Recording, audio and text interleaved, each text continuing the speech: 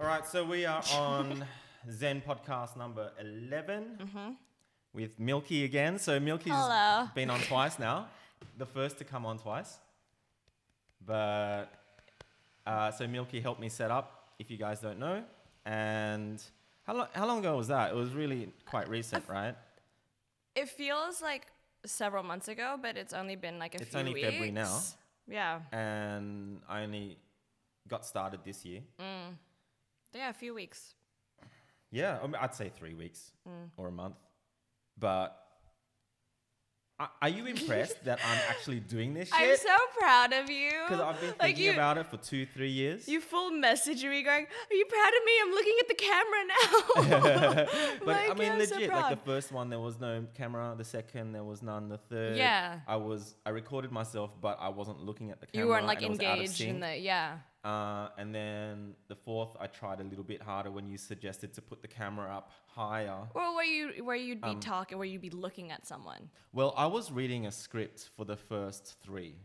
Okay. So was there any deviation, or was it like a straight well, like I was word legit, for word? like there was deviation, but not so much. It's almost like I had to practice reading the scripts 3 or 4 times. Yeah. And then on the 4th or 5th time, it started to sound a little bit more natural. And the feedback from the first video was like, ooh, you sound really like you're reading and nervous to begin with. But towards the end, it just sounded like you again. And that's because towards the end, I stopped reading the script. And you're a bit more relaxed as well. You're getting used to the whole like It's like process. You said, there's a lot of ums. But then like I've watched 2-hour-long Elon Musk speeches, and he says every third word. So I'm like, well, whatever. Because he's the awesome person that he is, but he's not necessarily, trained on public speaking. Yeah, so the girl that's staying with me now, Kessie, she's gotten quite good at public speaking. And yeah, you were telling me. Right, and she says that she did Toastmasters and she absolutely hated how they taught. She felt it was really patronizing and quite mean and bullyish.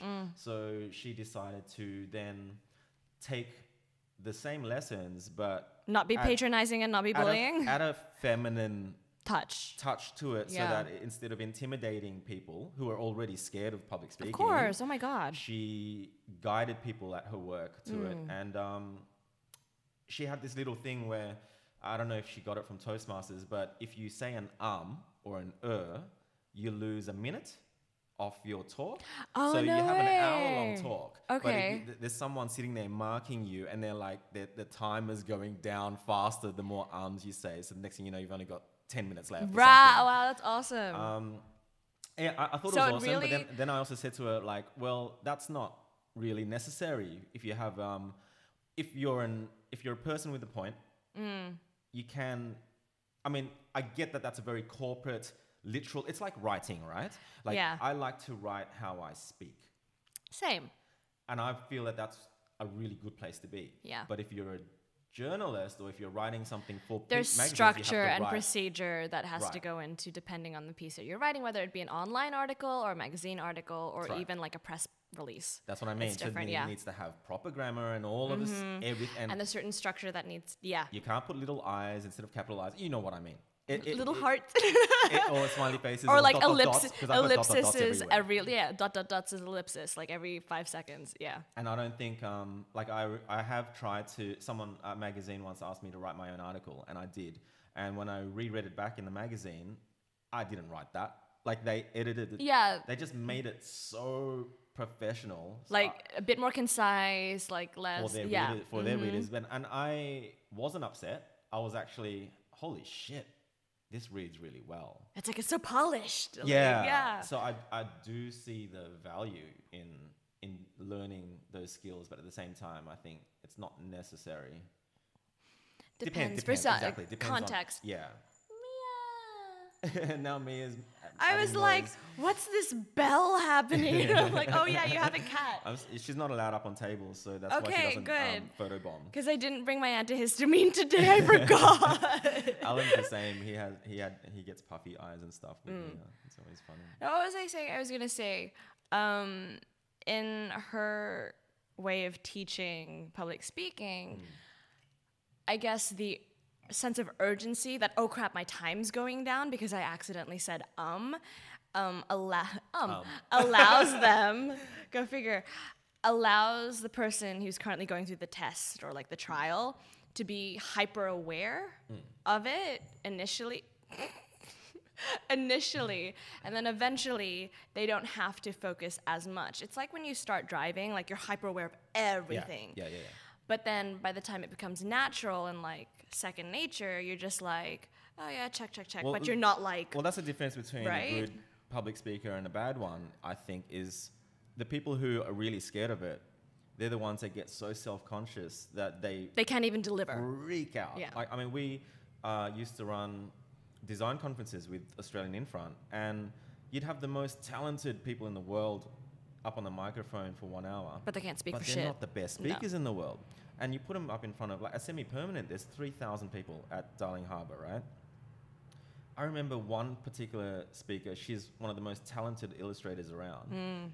We all were dying to see her talk. And she got up there, and for 1 hour in a black room with 3,000 people, all you could hear was her heartbeat through the lapel mic. No way! No one even went up to her to try to calm her down or move the lapel, I don't know. But all we could hear was like, oh my God. And wow.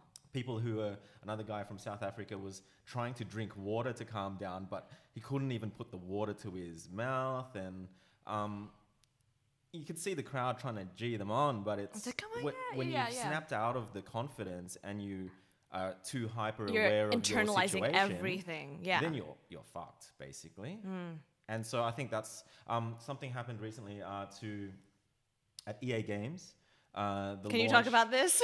I don't care anymore. So EA Games fucking screwed us last time, and they, for that project they gave me a script, and then I said, "There's no fucking way I'm speaking this shit. Hi, I'm Justin from blah blah blah." You know what I mean? There's no fucking way. And it's like you're not Disney. You're not. And they're like, "Well, you can edit it. Just you'll be right." So on the day of filming, day one, they had all their film crew there and everything, and I did my thing, and they were like, "Oh no, can you just stick with the script?" And for me to have to learn the script on a quick cigarette break, so you're not an actor, you know what I mean? I was so hyper aware of myself that I kept getting the lines wrong, and that's not natural. And now it's up on EA, and you know what I mean? The whole world gets to see it. And so this guy at the last E3 last year, he was launching Need for Speed Payback, and he's a YouTuber, Jesse Wellen. He's got 10 million subscribers, and in his YouTube videos, he's naff as fuck. He's like out there picking up chicks, and he's this super confident, like dude, extroverted, right? right? And so he's on E3, and he turns around for the camera, and he goes, "Hi, I'm Jesse. I'm a YouTube content creator," and does a spiel, and that's it. I'm here to launch Need for Speed, and he forgot it's called Payback. And he goes, Need for Speed, Payback, and everyone's silent. You know what I mean? Yeah. And it's like you're at E3, and it's being broadcast all over the fucking world, right? And then I remember that. Then he goes, I'm going to introduce my creative director of the game, Marcus. And then Marcus comes out, and he goes, hey, Pete, how's it going? And then he looks at the camera and goes, don't drink around the audio equipment, please.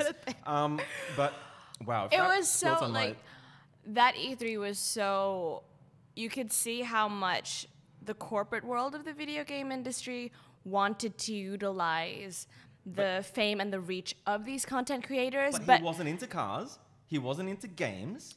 Right. So for months, it wasn't a good fit, like at all. But even we were a good fit, but they still forced us to read a script because it's not EA, it's the fucking marketing agency between you and EA.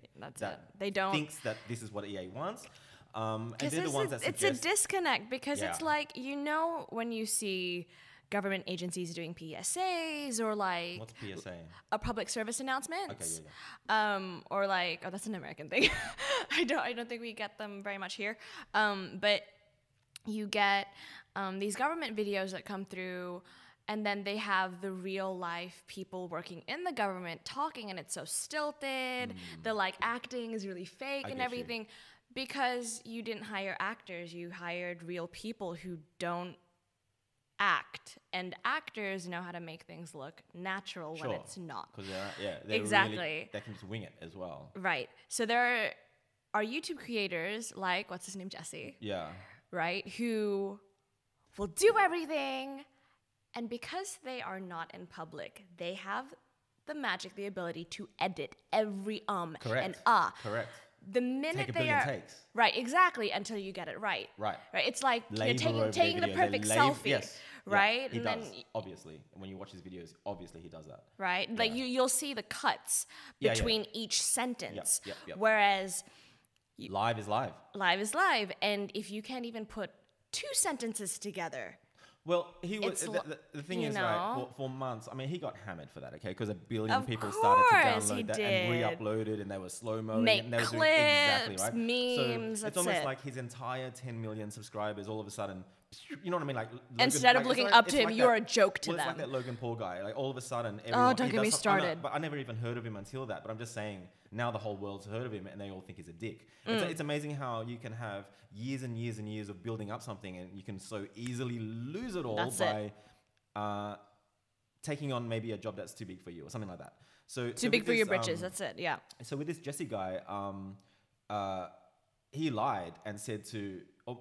He kind of just that he has public he went into hiding and said the teleprompter was wrong, right? So for months he just disappeared. But then I'm thinking, what teleprompter? Because if you had a teleprompter, you can't get it wrong, right? Exactly. Okay, so turns out he did a video explaining what went wrong, and it's like a little vlog. Like it's even more awkward because you get to see his camera guy recording it from a distance as opposed to what EA were recording. So it's even more awkward when you watch it from a distance, and he shows you from the very beginning of him rocking up to EA to when he fucks up. So when he rocks up, he's already like doing that cheesy. I've been playing Need for Speed.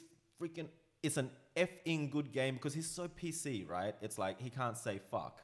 Because he's a YouTube content creator, so he's like, his demographic exactly right. Like, so he's kind of like that, and he's getting his passes, VIP stuff, and he's like, I've got the biggest fear of public speaking. He actually says it, and then says, "Oh, you know what? I didn't read the script because I thought I'd be cool." And then he said, there's a difference between being cool and then being completely unprepared for a job you are getting paid how much for? Exactly, and how many people are going to watch it? I mean, that's the thing. This is what pisses me off. Like what pisses me off in life, one of the things is the wrong people in the right job. Thank you. It happens so much in the video game industry. In every industry, yes. Industry, right? My God. So he's all, we can rant about this. Shit, right? Yeah. And then he says, so they've changed the script on him. So he has to read the teleprompter. Sure. It should be all right, whatever. And then there's a little video of him when the lights are down and he's nervous dancing and it looks so bad. He's doing this stupid fucking boy dance and it's like, it just looks nervous as fuck. And then when the camera turns around, he's just like that. And it's like this, it's like a train wreck. You want to look away. He couldn't snap out of it. And it gets even more embarrassing as it goes on because he's asking his camera guy, man, I really screwed that. Was it really that bad? And the camera guy's going, no, it wasn't that bad. And he goes, no, it was bad. I need to watch this. And then he talks to the creative director straight after and he shows that footage. And earlier in the green room, the creative director says, if you do well, I'll put you in the game. Oh, 100, right? No doubt, Which is easy for them to do, right? Exactly. So because they're launching the fucking game. So this is the launch, by the way. This is it. And so he screwed it so bad that no one wants to buy the game. And then he goes to the director after the video and says, so can I still be in the game? And the guy just goes, no.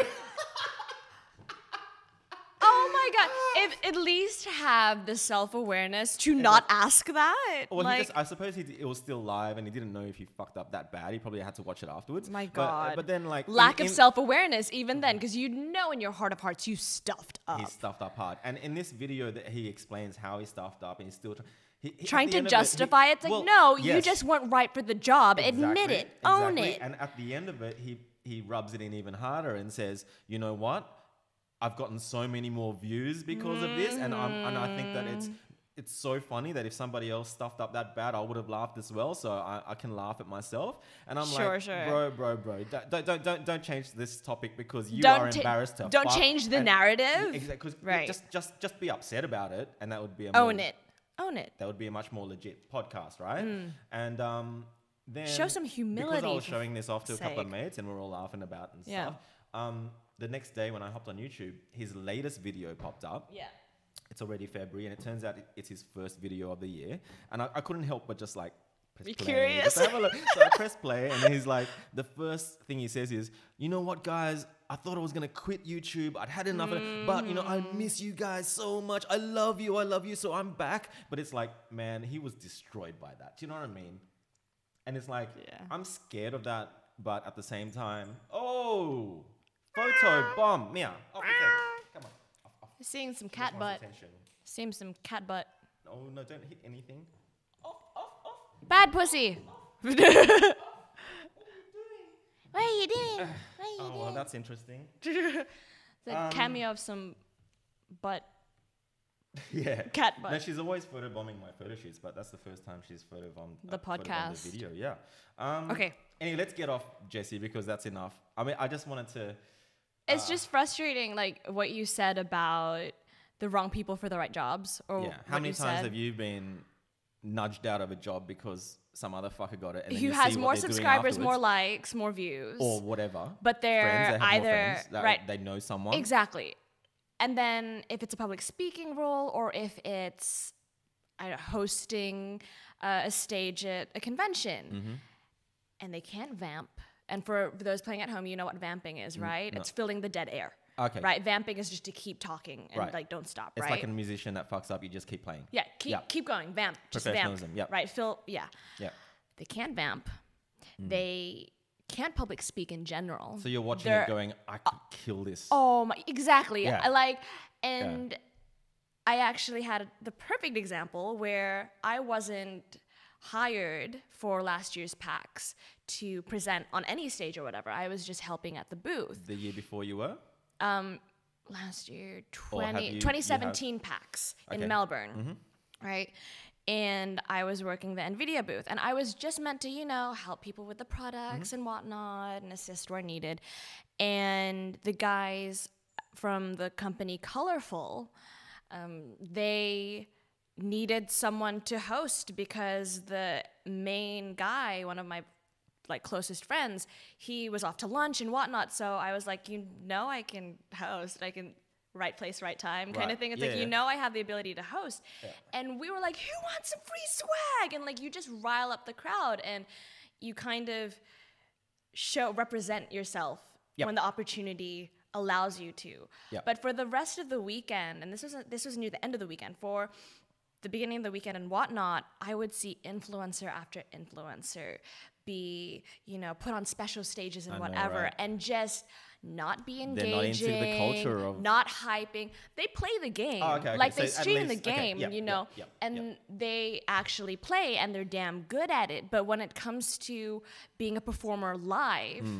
no bueno. And it frustrated me because it's like, okay, their fans are there at our booth, looking up at the big screens, looking up at them on the stage. And they're just going, okay. But there's no there's no big hurrah unless someone gets a chicken dinner. Good at, someone who doesn't go on the stage often wouldn't go rah like that. It just wouldn't happen. Right? No. Whereas Z and so obviously deeper booming voices command a lot of attention just in the, what is it called, not ambience, it's the, you know what I'm talking about, right? I know. It's the it's like you need to be a town acoustics you know what I mean? of the right. And even though I'm female, which means I have a higher pitch and everything, I still have the ability, because I'm used to it, to command that space. Sure. And it annoyed me when other people, and I knew because talent manager had told me how much these people were getting paid to be a guest and host and present, and it hurt because I was like, I did that colorful thing just to show I could do it. I didn't get paid for that, right? I just got paid on the hourly rate to do what I do at the booth. Yeah. And these people, good people, good friends, like, or acquaintances in the industry. If I were to tell you after the podcast how much they get paid for just one not even engaging performance, you'd be like, oh, what the fuck? Like, you'd be like, that money should belong to someone who will absolutely blow the crowd's minds and have sound complaints because everyone's just going, so loud. It just... At the same time, industries...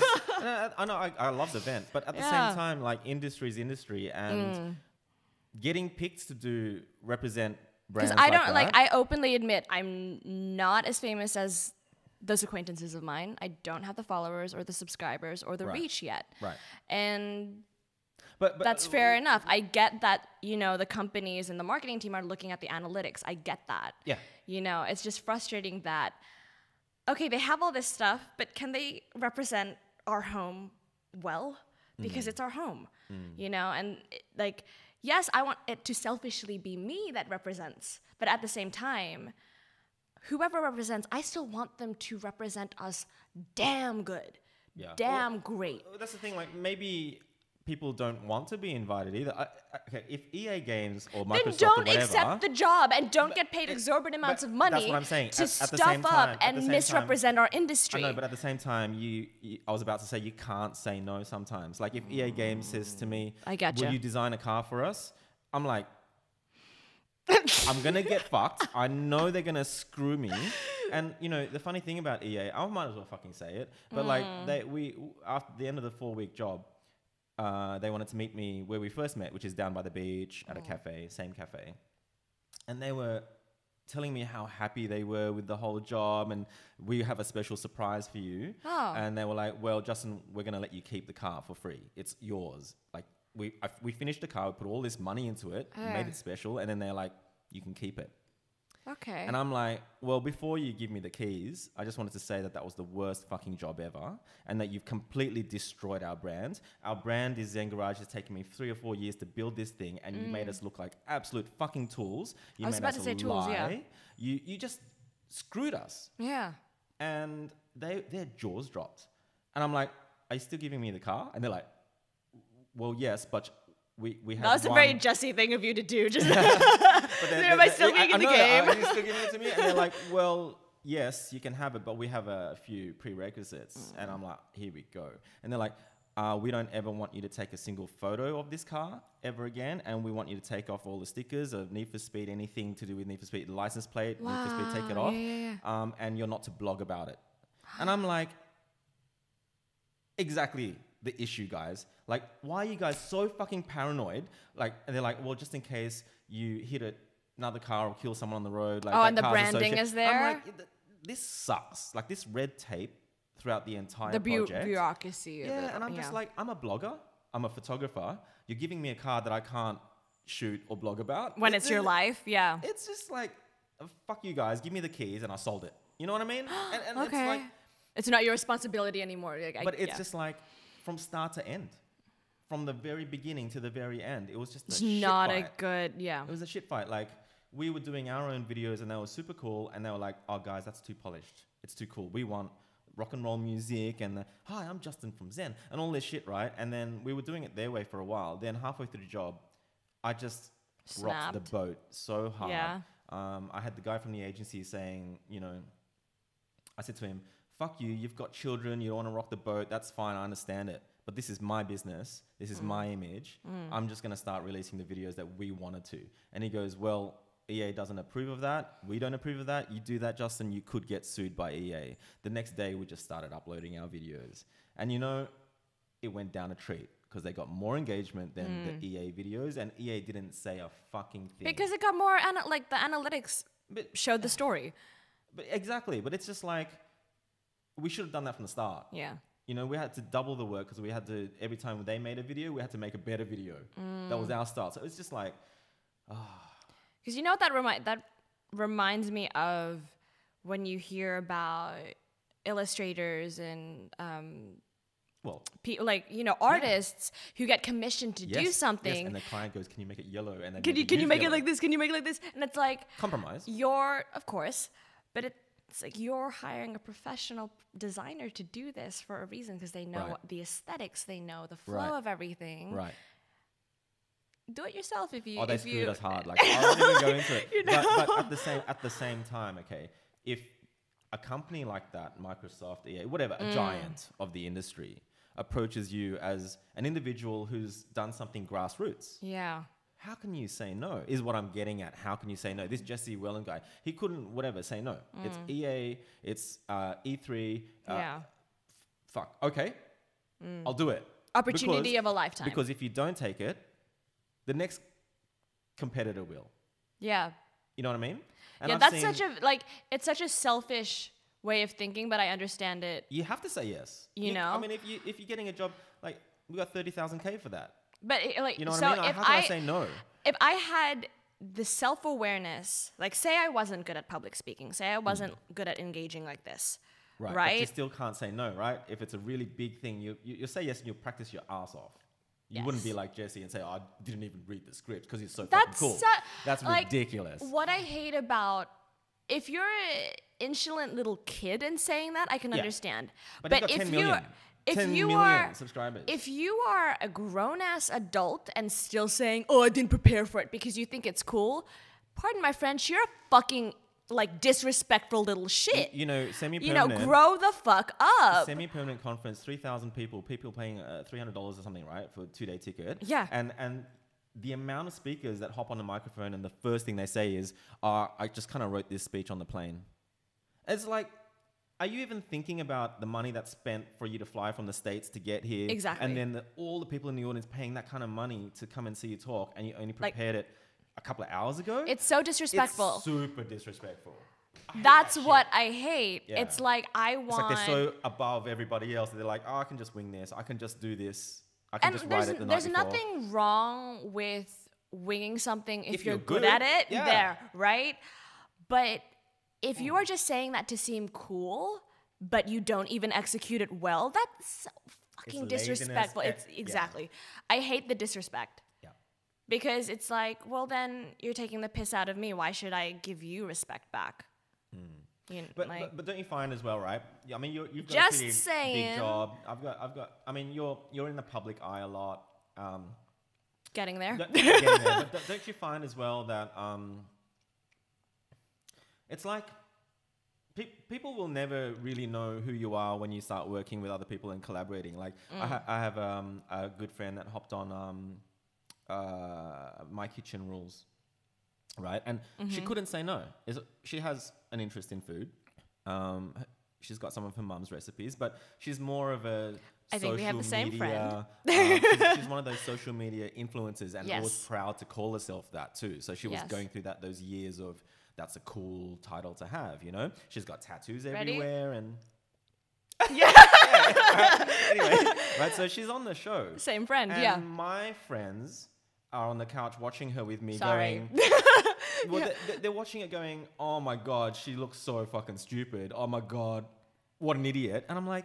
Can't you see that they're making her say these things? Yeah. Like she's like reality TV isn't raw. It's scripted. And it's going, edited. Tasty, hashtag this. It's edited like hell because you are going to be put into a stereotype, archetype personality, and you have to play that. Tattoos, young, and they put her. They were in looking that for box. A role, and they hired her for that, not to be her, but to be this person for the show.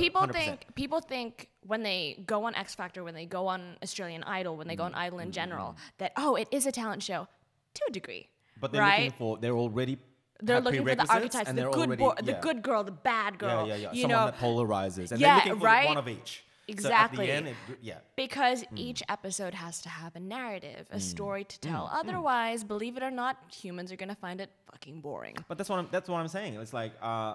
So she had to be like, I was seeing some of the marketing level judge you. After you've done it, and I've seen what the Daily Mail has written about her. We got hammered. It's bullshit. And this is what I'm saying. It's like there's a disconnect between actually who you really are, actually succeeding and getting out there in life because you work so hard doing everything your way. like, and then people see you another way. People start to see you because they haven't known you before, so now they start seeing they you don't on know the television. context. Exactly, but they're judging you straight away on like, okay, it's like in fighting circles, they say you're only as good as your last fight. How offensive is that? Because you've been fighting and winning for 10 years or whatever, but and then you the lost one the last fight. Yeah. And this is what I'm getting at. It's almost like the culture these days is you make one slip up and Ronda Rousey. You remember? Could be in who? Ronda Rousey. Exactly. And she's so being kicked out. I mean, people were kicking her while she was down. Everyone loves the underdog. And like, if you are the successful one, people love to knock you down. Like they get a like, yeah, we especially have tall poppy. Like even Elon. I hate tall poppy. We can rant and rave about tall poppy syndrome because I copped it so hard in high school. If I tried to, because you know I can sing. Like if I tried. Oh, okay, well, Justin just found out that I can sing. So if and I did performing for music, right? So obviously, I'm a sing, and my grades, you know, are dependent on how well I do. I'm gonna sing my damn heart out because I'm not necessarily an academic Asian. I didn't get 99.9 on my UAI / what is it now? ATAR. TER back then. Right. Oh my God. Showing our ages, right? But it's like, I know where my strengths lie. So if I'm good at singing, I'm gonna fucking sing. Sure. And then, I'm not gonna lie, every other white girl I'm not white, obviously, but every white girl in the class was like, Perlin, why are you such a try-hard? Why are you such a show-off? I'm like, I'm trying because I want to do good, right? It's like, I hate this whole, oh, you're such a try-hard. I get it. Yeah, I'm trying hard because I want to do well. Exactly. That shouldn't be an insult, but it was such an insult through primary school and high school. It might not necessarily just be an Australian thing, though, because jealousy leads to hate, you know what I mean? Jealousy is pretty easy to understand. You know, you got something that people haven't got, that's it. You desire it and you feel bitter. I feel bitter. Like, I see couples holding hands down the street and I'm like, oh, fuck you. Oh, really? I don't think that at all. It depends. If they're an old couple and they're still like being really cute, I'm like, okay, that's like really sweet. That. It's really sweet. I or like old 80s and when the old husband like slaps his old, you know, like her on the behind. I'm like, oh, you're so cute. Because my dad still does that with my mom, and they're like, you know, they're really cutesy together. I'm like, okay, I appreciate that. But if I see a young couple going at it just on the escalators, I'm like, calm down, like fuck you. Like, that's almost like tall poppy in itself. Just rub it in my face that I'm like freaking celibate. I'm pretty sure they weren't aware of you Oh looking. no, 100%. They'd have no idea who I am. That there's like random chicks like side eyeing them. So that's a segue. No. Relationships. So you're single. Yeah. I know heaps of single guys. Yeah, but would I be attracted to them? Yeah, does that look? I mean, like, and like, there are so many guys that complain about being in the friend zone. I'm like, are you even self-aware enough to know how many people you've potentially friend zoned it, and you don't even know because you're not attracted to them? Guys will still fuck anything. Almost guys, a lot of guys that I know would still bang anything. But because they have no standards. Yeah, well, girls have got much because they're. Generally speaking, I think girls don't want to waste time with a guy that's just going to be fleeting, you know? Whereas guys guys are more than happy to. This word is so heavy because I watched your podcast with Jono. Oh, no, not that word. Society, right? I haven't had enough wine yet to get there. We've systemically been You're such trained a feminist, aren't you? Well, proud to be because but if you look throughout history, got a nasty it's such a heavy word lately. now. Lately, it's gotten too many extremists. Like it's too many misogynists it's like because they hate men. Greenpeace was great for years. It's like PETA as well. They went. It's not that they went too hard. Some people that represented Greenpeace went too hard. That's it. There's always the leftist, rightist extremists that tend to ruin it for everybody else in the middle. In the middle, right? Yeah, that's it. So it's grain of salt kind of situation. I like to use certain examples, like in the video game industry, Anita Sarkeesian. I can never pronounce her last name.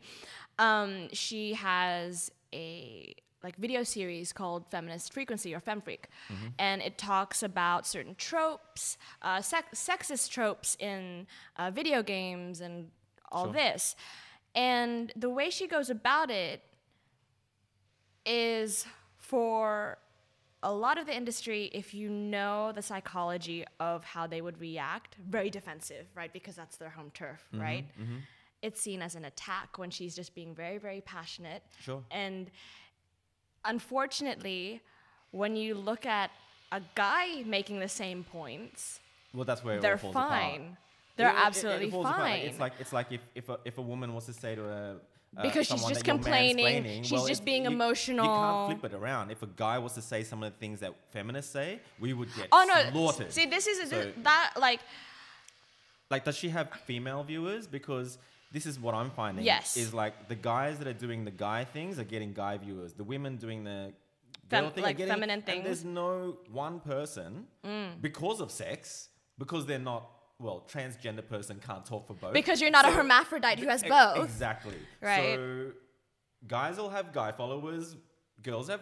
It's just, that's it what I'm depends finding. So on what they're doing, though. Well, I'm watching as many feminists... To understand and absorb. Yeah, but yeah. I look at the comments, it's all women. It's kind of like... I'm doing the hard work by looking for it, but they're not targeting me. Are those... They're not targeting me, so it's kind of like... Comment sections moderated, though? Because some of the bullshit might be deleted. Mostly. With guys, no. With guys, they're like, don't even read it. You know, I think it's a little bit rawer with guys. They don't give a shit as much. Well, they're lucky. You know what I mean? Because, it's the argument that, okay, female Twitch streamers get all this harassment, all this hate, but guys do too. Not denying that. 100% they get harassed as well. But the way they get harassed is different. Yeah, it's a Venn diagram. Well, guys can handle it easily. We copy the harassment and we're like... If you, no big deal. Throughout history as a gender, constantly did not have autonomy over your own body. You were constantly being told what to do with your own body. Right. By women and men. Yes. And both. And oh, you don't want kids? You'll want them eventually. Some of my friends generally don't want kids. I still cop it today. Exactly. But I've been saying I don't want kids since I was 15, so I still cop it. Yeah. Right? Because it's people think it's the end game. That's what we're meant to do. People think that you're biology and that you're just a human being and that they can say those things. But I'm pretty sure there's individuals within that, right? Right. You've lost your train of thought. The men who get harassed, they will get maybe an iota of the, oh, you just need to be fucked in the pussy. Oh, you just need to, I'd love to rape you and get to your head with a sledgehammer. Because I will show you comments of because I'm sure it must have happened, but what I'm about to get at is, women experience what I'm about to say more, where a random guy will hit them up on Facebook, hit them up on social media, right? They'll go, hey, honey, hey, sweetie, hey, sexy. Yeah. The minute you, I don't know this person, I'm not going to engage in this, they could be a creep because we've conditioned to oh, what happens? Next minute, oh, fine, ignore me, you fugly whore. You're a slut. You're a fat piece of shit anyway. I get it. You know what I mean? It's holy I get it. shit. Yeah, I get it. You're aware that it happens, but the frequency, the amount that it happens, I showed, and I wouldn't call him a boyfriend. I would call him a fling for 2 months, right? When I showed him all those messages, he's he goes, that can't be real. What? The amount of it. But the girls that I shoot have a billion messages all day long for guys who want to marry them and stuff. Yeah, of course. But at the same time, they're the ones putting their naked bodies on Instagram, which says don't if someone was naked in front of you, does that give you the right to rape them? Of course not. Why does it always have to go to rape? Because I've never met a rapist in my life, and I know a lot of guys. How do you know you haven't? I'm just saying, I've never met a rapist, and that you're aware of. Yeah, and because all these feminists bring up rape all the time. What is it with rape? Because I'm pretty sure it's not just the violent stuff; it's the nuanced stuff too. But you can't say that someone saying they want to marry you on Instagram is rape. It's very different. It's very different. It's on the spectrum of harassment. Yeah, but rape, that's very different. Rape is hardcore. You go to jail for rape. That's the violent stuff that... Rape is hardcore. Do you know what I mean? I mean, you can't say there are that. different... Okay, so within the spectrum of harassment, there's also a spectrum of rape, right? God, I'm gonna get bashed by like all your male viewers. You know what I mean? No, but that's the thing. Because like there's a spectrum of rape, right? There's the violent, like the guy in the alley like taking advantage, right? That's what the I violent think of when I stuff, think of rape. exactly. Yeah. Whereas, which is pretty hardcore. of course, and then there and no one's saying that that's wrong. Exactly. I mean, no one's saying that it's everyone's saying okay. It's wrong. Sorry. Yeah, everyone no knows saying, that one's wrong. Yeah, sorry. Yeah, right? Yeah. We know 100%. That's like everyone. That's the black girls. and white. Yeah. Right? Yeah.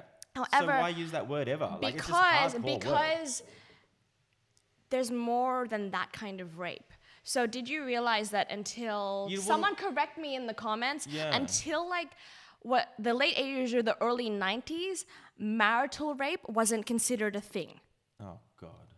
Here we go. Please tell me you know what I'm talking about. I do, but I just don't think it's a word that I ever want to bring up in conversation because it's just in my circles. Yeah. It's not an issue. Oh, 100% for me it wouldn't be an issue, but like so why in even the talk hype, about it? in the hype, because the world doesn't just revolve around us or our circles. Yeah, it's like when you were talking to John, and you can't.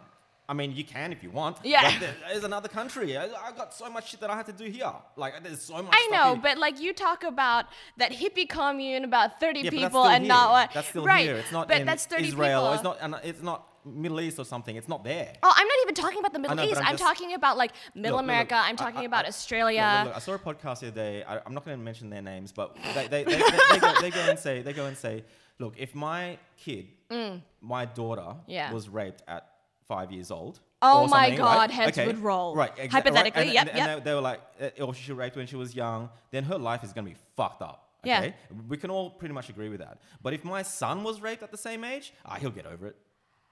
I hate that. But there's... Because mental health is already such a big thing, and we don't treat men the same way we treat women when it comes to it. And what I agreed with his very crass point, but I sort of agreed with it in that it would affect the girl more than the guy. Because of how we treat women. I don't know why, but I just know that the guy's going to be okay because historically you look at how we treat both when it comes to emotions. Because guys, like younger guys sleeping with older women is kind of like cool and sexy. Even in films in the 80s and 90s, it happened a lot in film. And that's the influence. You know, and even watching like Jordan Peterson videos. Because we've treated sexuality for both sexes so differently. We shame women for being provocative, just like our My Kitchen Rules friend, right? We shame them for being proud of their bodies, and when a guy does it, it's fine, right? It's like guys wear suits. Well, we conform. You know what I hate? I used to prescribe to like what I'm about to say, this saying, and looking back at myself, I wanted to punch myself in the fucking face for forever saying this because it's just not right. And the saying is, a key that can unlock, like, every lock is a master key, but a lock that can be unlocked by every key is useless. You're equating real human beings to inanimate objects, right? It's like saying the more a girl fucks, the looser she gets. It's like, actually, that's not true. If she knows how to use her Kegel, her pelvic floor, she's gonna get tighter if you actually know what y'all doing, right? Fun fact, right? You know what I mean? But it's those like comments come mostly from young guys. Like, I'm old not enough just now. Older guys too. Even some women still think young, that way. Young as in mentally young. Because, like immature. Yeah. Yes, okay. Yeah. Because you have to separate the haters from the real haters. Like, there are haters that are just young, and they don't have an opinion yet. They're just going on attitude. So my whole life has been But they can still be shaped if you just let it go. Yes, some of them are going to mature by themselves. Yeah. But some of them won't. Yeah, but that's why we're doing podcasts.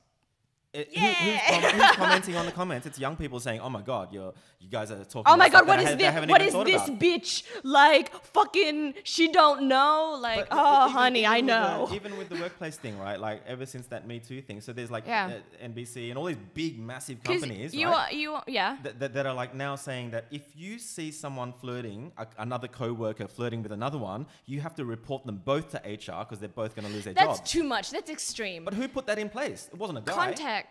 But it wasn't the guys that put that in place. It was one. And it was an extremist. Let me say it. Out of a building of 1,000 people, every single guy is wearing a suit. They all look the same. Yeah.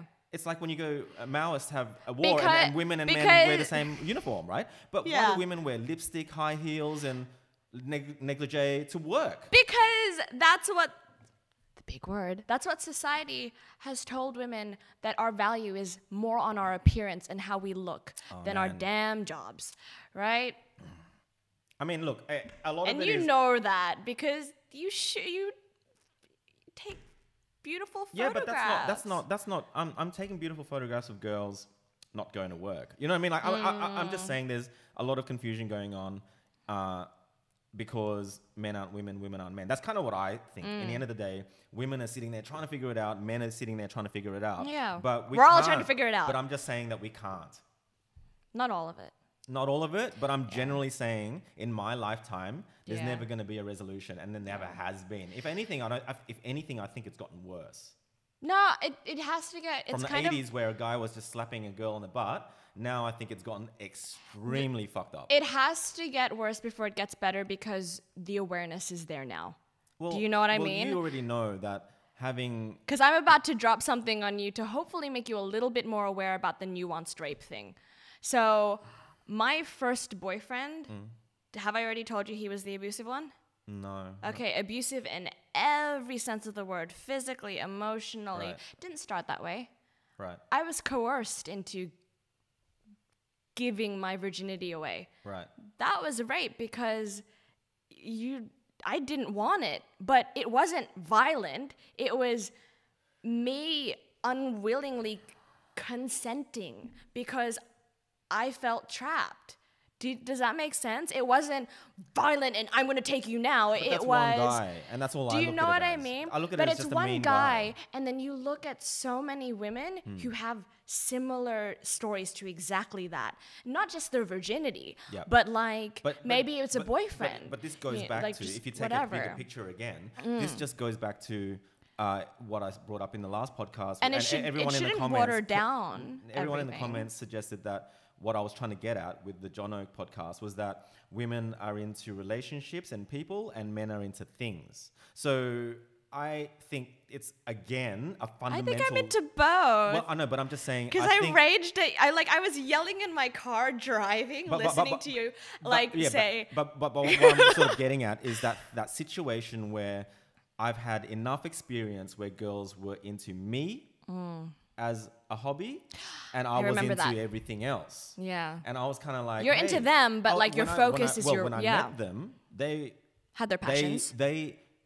Yes, and that's what made me... attracted, because that fire, right? Exactly. That's a general difference between men and women thing. And I just think we're all trying so hard to within context, I don't fit that mold. I know. Which is what made me so frustrated. That's why I say generally speaking, right? Exactly. That's why I say it, because... and we shouldn't even have to, because it's almost like... oh, the hashtag not all men. It's like we should know that it's not going to be applicable for everyone. There's no point in this podcast me going forward constantly reminding people that this is PC. This is not PC. This is clearly, PC. Right? But... like watching a whole lot of professional psychiatrists talk about the topic, and again, they're bringing up brilliant topics like these men are, but in the audience, it's all men. And I'm watching it as a man, and it's kind of like, no women are watching this. It's like the female perspective. It's like the echo Then I go chamber. digging for the same person, but the female version of this guy. And then I find it's the complete opposite to what he was saying, but sort of the same. But it's all like the Venn diagram in the... and what I'm getting at is this yin-yang thing, right? It's kind of like, we're never going to be grey. We're just going to be black and white. Like, it's just... well, it's a Venn diagram. I always say context is always Venn diagrams, right? So biologically, we are different. But does that make sense? Like, there's always going to be penis and vagina. Obviously. Right? But look at how crazy it's gotten with transgender. This is another topic. Well, it's now illegal for you to not call... it's illegal in America in some states for you to not call... someone by their preferred pronoun. What the fuck is that? Well, illegal? Like, it's a law? I'm pretty sure there's only 2 genders. Just saying. Now you're adding a third? So, sex, there are 2. Genders... there's 2. That's debatable. Male and female. It's currently being debated. Sex and gender are different. Yeah, but that's what I'm saying, how sex ridiculous the fucking world is. And because this I guess debate it's getting doesn't go anywhere. ridiculous. This debate doesn't go anywhere when you have two people who Well, can't the have a extremes. conversation. Oh, yeah, We're having a that's it. conversation, right? Right. Because we're able to we're not planting anything. We're not saying men are like this, women are like this. We're saying maybe this, maybe that. You know what I mean? We're That's a discussing. conversation. Exactly. Whereas you have like big press People going, no, you are wrong. Like any Well, other thing other than my imagine thing is if wrong. we were Yeah. invited to something as big as Channel 2, or actually ABC or Channel 9, or just imagine, right? Because what happens there is their audience is so much bigger than ours that we get slaughtered. You know what I mean? Like, this is a very different grassroots There would be people who agree with us, but then But if you're on a big show, they've got an agenda and they're going to hammer you because they have an agenda. You'd probably be in the green room getting dressed and talking to them, having fun and stuff. But as soon as they go 1, 2, 3, we're on. Bam! They're That's saying, it. you're saying this, and like, you're not saying anything. You're just It's like, this wasn't in rehearsal. Like, yeah. right, and that's what's wrong with the big press, right? Like recently, searching for feminist stuff, I started to find feminists against feminists, which is hilarious, right? So this really amazing Because you break it down, woman, it's not just like the word with the word, it's the types of feminists against each other. Exactly, because like we were saying, there's extremists and the misogynists and who hate all ordinary men. women who are embarrassed about extremist feminists. Oh, you know I'm what I mean? so like just. So can we take the word back, please? Like, just call them misogynists and Did you hear about feminists. the Disney film with the Polynesian girl in it, Moana? Okay, so I love that film so much. Okay, so let's talk about this for a second. I found women beating on women. This amazing young woman who has been running a blog for 3 or 4 years, and she's I forget her name, sorry, but she's got a huge following. That's okay. And she gets invited onto a panel of much older people. She's 20-something, and they're all like 50, 60 up, right? She's going to get slaughtered. You know what I mean? I just already can see. But she's like you can feel it, yeah. We already know if you get invited to like work for EA Games, I'm just saying, We've can't established say this. No. So she obviously just went, it's a great opportunity. yes, I'm going to hop on the show. Of course. So she hops on the show and she says, yes, if you dress your daughter in Moana for Halloween's this year, you're fucking racist. Because it's the Polynesians appropriation. are poor and they're not wearing those clothes because they're cool. They're wearing them because they can't afford any better and stuff. And she's like, and the woman, they hammer her because they're like, that's ridiculous. But I can see both points. Yeah, but same. she got slaughtered to the point where she had to turn comments off her article and she had to take her own photo off her website. Yeah. I'm talking about women on that panel saying, look, you're a very intelligent young woman. I've been actually reading your blog for 3 years. But so fuck she you, had you're it. wrong. But then all of a sudden, she Yeah. lost everyone. And she kept fighting, and they couldn't resolve it. Because we can see both points to an Yes. extent. Yes, You know what I because mean? we are that girl. We are that person we just did a brain fart. We did a podcast. And then someone bigger found this podcast and went, fuck, they just said some really wrong things. Let's get them on the show so we can hammer them so that we can get our ratings up. And that's where I feel sorry for these Jessies or whatever who have been working for years to the fighter and the kid. Logan Paul and the Paul brothers can go F themselves, but like people like Jesse, it's like you know what I mean? He deserves poor, it, right? poor thing. Well, I mean, like, come on, how he fucked up. It's just it gets to the big sigh because if you show remorse, if you show a humility and a sense of genuinely, I fucked up. I have to learn from this. He would have gained more respect instead of trying to say, you know what, I'm actually happy with the hits from it. And oh my god! Because you know why that's bullshit? Because that, like I said, the video that he's only done this year, it's been late. It's February. You know what I mean? Yeah, it's like go suck a venereal disease, dick. Well, he started the video by saying, "That's it. Like I thought I was going to quit YouTube." Obviously, because of it's obvious. If you've got 10 million subscribers, you've been doing so well with these cheesy vids. Then all of a sudden, one video almost made him quit. That's it. But it's like that was a setup in many ways. That's what I'm saying. Like he set himself up. Yeah. Because But at the same time, we're not careful people. That's why we do what we do. At the same time, do you know what I mean? It's like you can't be. We're not PC. Like I had one of my best friends. She's my age. I think people have taken politically correct to mean ooh, but really, Like, I mean, and again, it's like there are extreme feminists and there are just us, right? Yeah, I'm not extreme. At, like, you Either know, way. you're not, hey, no, men, cut all dicks off. It's like, no, keep the dicks, the good ones, just the good ones, right? Just the good ones, right? But, like, it's with the whole Jessie thing. Like, oh, I forgot my train of thought. I was like, cool. Keep the dicks, and I forgot my train of thought. But this podcast I'm watching, and it's all about I'll remember UFC. Later. Yeah, if you remember, just cut me off. But it's all UFC related. It's one guy who's an ex-fighter, the other guy is kind of just into fighting. And I just watched their recent podcast. They've been going for years. They're on like podcast 200 or something like that, right? And one guy just talks about this latest ice skater who's an American gay guy who's just Adam Rippon. Yeah, okay, Adam Rippon. Okay. Queen. All right, now how's I this? love How's this, him. right? Now, Okay, now, how's this, right? You got two overly blokey blokes. Okay. In a podcast situation with all blokey shit around them. It's all fighting. It's echo chamber. Right. And they're sitting there and he starts the show and they've got 1 billion followers and, you know, they've built up this show. I'm like bracing myself. Yes, check this out. So he goes, hey, so no one's listening right now, right? It's like, and the other guy goes, yeah, no, what's up? So no one's listening, like, really, no one's listening. Yeah. But like, So are then they, he goes, is this a pretend thing? On. No, it's on. Oh, shit. And so they left it on. And so he goes, I've got a crush. And they're like, he's like, right, what? And he goes, I've got I'm not gay. I'm 100% straight, right? And the other guy goes, you're 10% straight. And I go, no, I'm 100%. I'm straight as an arrow, right? And he's like, I have to defend my masculinity. And then he goes, well, I've got a crush. And he goes on and on about this Adam Rippon. But then he starts saying stuff like, man, if I was in a jail cell with him alone, and this is all for a guy's show. For oh, I have to like show how masculine I am. And he keeps going on about how not even my girlfriend can stick her finger up my butt. The other guy's going, nah, he's not my type. No, we're fucking right. And the other guy's, are you fucking serious? He's so fake, and he's losing his shit. He's starting to sit really uncomfortably, and he's starting to go, but his face is so beautiful, so androgynous, and Adam he's is obviously like masturbated wonderful. to this guy. Yeah, but it's like, which is totally fine. Which is fine, but. He didn't need to bring it on that show because in the context of that show, you would get ripped on. Just lost. I mean, I'm just saying, if you're working for 3 years, I'm just saying it can happen Know at your any audience. time. Know your audience. It can happen at any time because they've not set up their show like this where we can talk about anything. Everything, right? They've set it up. They've set the precedent where it's macho man. Right.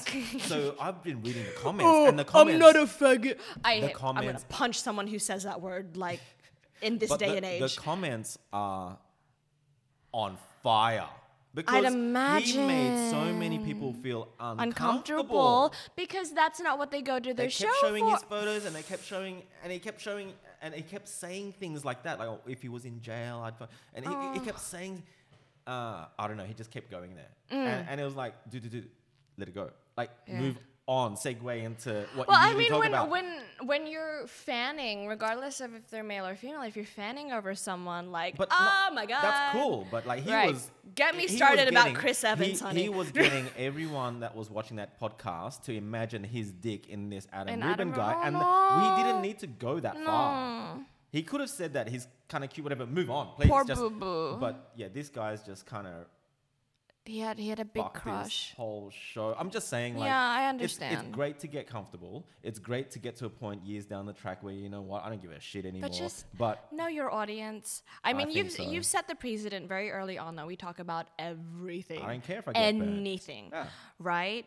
So the audience, love you or leave you. This is what to expect, right? With them, they had a particular audience. They worked really hard. They had a box that they were in that was very rigid. All of them, Jessie. Oh, I'm just saying, all of them. All and of them they all stepped over that line. Unless you set the precedent that your box is like this, yeah, that shit ain't gonna fly. As much as I wholeheartly agree with him, Adam Rippon, get going. Yeah. Oh my God. And if I was a gay guy, and he might be able to say it. Adam, like, call me if I, you know.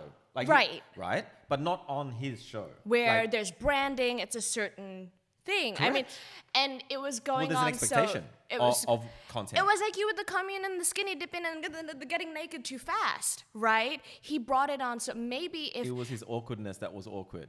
Right, so it was more like too fast, too soon. So if they wanted to introduce that kind of openness, because it is openness, well, it right? wasn't even funny. That's what I'm saying. It wasn't even a joke. So it was kind of like... It was just him gushing. Creepy. Oh, no. As in, like... Because I don't know the context of the vibe or the mood. I'm just like, okay. But you just see him squirming. I mean, it's almost like he's having a hard-on and he has to change the way he's sitting. And it's like, guys, I couldn't even... I mean, I get like that with Chris Evans. Who's but that? Captain America. Oh, yeah, he's cool. Okay. Oh, really? Melting? I'll just...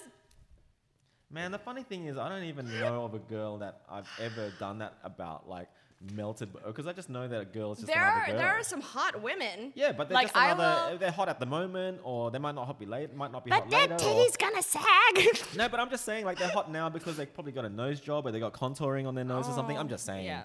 Like, the amount of girls that I've shot that have... bolt on this, bolt on that and stuff. It's like fake titties, fake ass. I'll be the first person to say that a girl with a nose job, they look great. No. I think nose jobs are pretty awesome, actually. Like, I would actually like to get one if it didn't hurt and didn't cost any money. I don't need a nose job. No one needs it. Oh, okay. But I'm just saying, I don't necessarily want like I know girls proper rhinoplasty. Yeah. I'm fine with the injectables, like right here. Because Oh, I don't have a bridge. I've got a crease. I don't have a bridge. You inject the little bridge there. there. I'm not even kidding. Like, I have big ass sunglasses. My face shape with these sunglasses, but because I have no bridge, it doesn't sit on my nose. It sits on my cheeks. I get you. And so that's hilarious. It just sits like... Maybe it's a different type of glasses. Maybe you get some with the elastic on the back. No, fucking grandma and shit. No, because the way they're meant for like higher bridge I get noses, and I'm just like... See, that's almost like a valid excuse. So everyone needs an excuse for a nose job. It's like, it's because I need glasses and I couldn't wear them, and that's why I had to get a nose job. Fuck it, I'll just work hard. I'll find the glasses that are appropriate for my face shape and accommodate my nose bridge. They're out there. I just have to find them, not be lazy, or like unnecessarily spend thousands of dollars on injectables. What I find really sad about the nose job girls is they have to delete every single photo in existence of them. They don't have to, but they want to. They fucking do. Yeah. And it's like you're deleting your life. Like there are some good memories in that shit. I've got a blog that dates all the way back, you know what I mean? And why would I go back and delete the entire blog because I got a nose job yesterday? Do you know what I mean? It just doesn't make sense to me. But it's like they're so embarrassed about who they really are. It's like some people who are obese and then they lose a shit ton of weight and delete all of that. It's like, no, that's history. You should be proud of that. That's different. You should be proud, 100%. Cool. But like, but the nose job thing, they kind of like... Oh, because it's superficial and stuff. Well, they don't want anyone to know they got one. That's what I'm getting at. It's like no one goes out and says, I got a nose job. They're like, no, look how wonderful it is, right? And then come when you have kids and they have like a big flat nose. Like, it's like, well...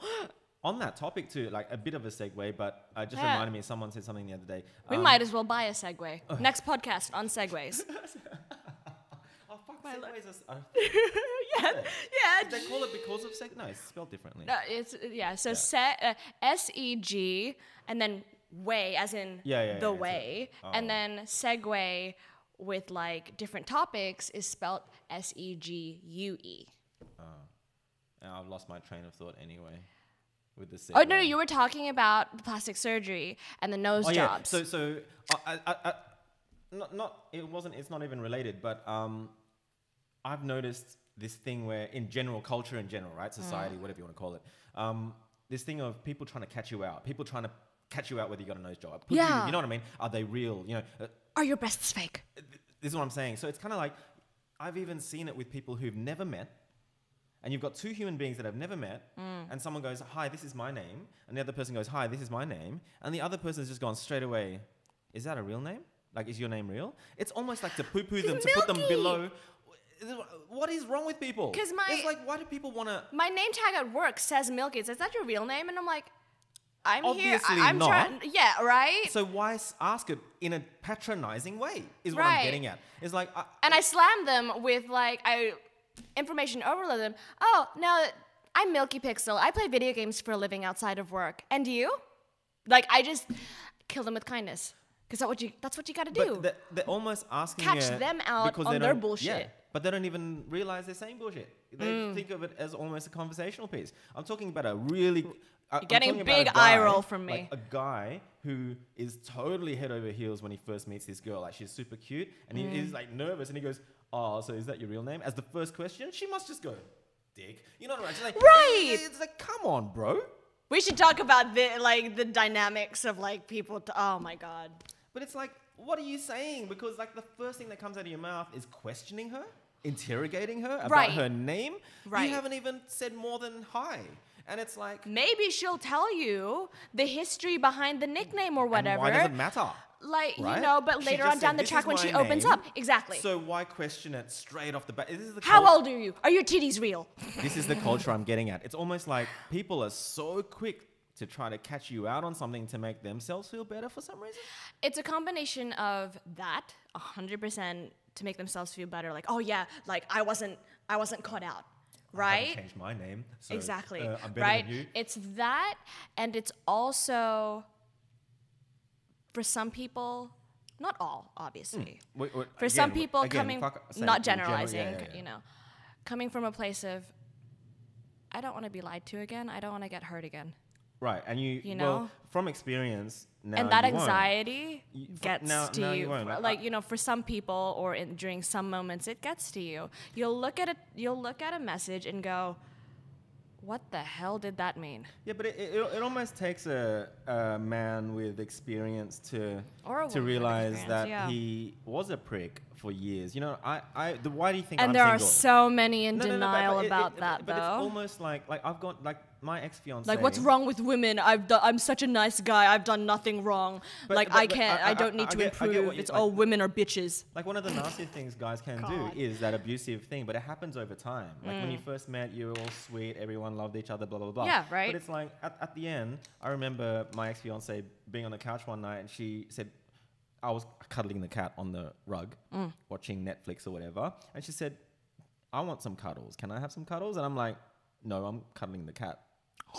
But it's like, I only realized in retrospect, like, yeah, I didn't want to sleep with her anymore. I didn't have that attraction anymore. But it manifested in how you said that. Right? And it becomes abuse. I guess that wasn't necessarily abuse, more being a bit callous to the fact that she was your girlfriend. But it's on the path. On the path, yes. Because that's why I had to break it up. Because I'm kind of like, 4 years in, we're engaged, we're about to get married. Okay, right? In the context of this, right? yeah. And I'm doing the wedding invite, and it's all I'm doing the best typography I can, and the like words calligraphy are like and eternity, forever. I'm like, oh my god, destiny, I don't know fate. If I want to be with this girl forever. It just, I got cold feet. She wasn't your forever girl, or maybe you don't have a forever. None of them were. Girl or boy. I've never broken up because I've cheated or something. I've always broken up because I genuinely felt like I had to let them go so they could find someone better. And that's a grown-up thing. You know what I mean? I totally agree. I could have kept going, and it just would have gotten worse. Exactly. So I think it takes balls to do that, though. It takes balls to do that, because people love to go out with someone until someone better comes along. It's so common. Man, in high school, I went out with one girl. We had a group of boys. We had a group of girls. We all dated each other eventually. I dated all those girls. Yeah. And even today, I've screwed girls that guys have screwed that I'm meeting today. And it's like, we're all still that high school kind of thing. Like, some people won't talk about it. Some people will. It's all very high school still, though. But that whole dragging someone along. Oh, that's it's so common. You don't really you don't really respect them. You think you do, but you don't. It's common, you know, to the point where in a lot of cases, I can see that the girl's the one who's copping it hard, because the guy says, "Don't post any more photos of yourself on Instagram," but you see their phones, the guys, and they're following all the girls that I'm titties, right? Liking the ass. But it's almost like the guys can't stand the jealousy, so they control. They project it. They want to control it. Yeah. But then when you control it, she's boring. Yeah. Right? Because there's no more risk.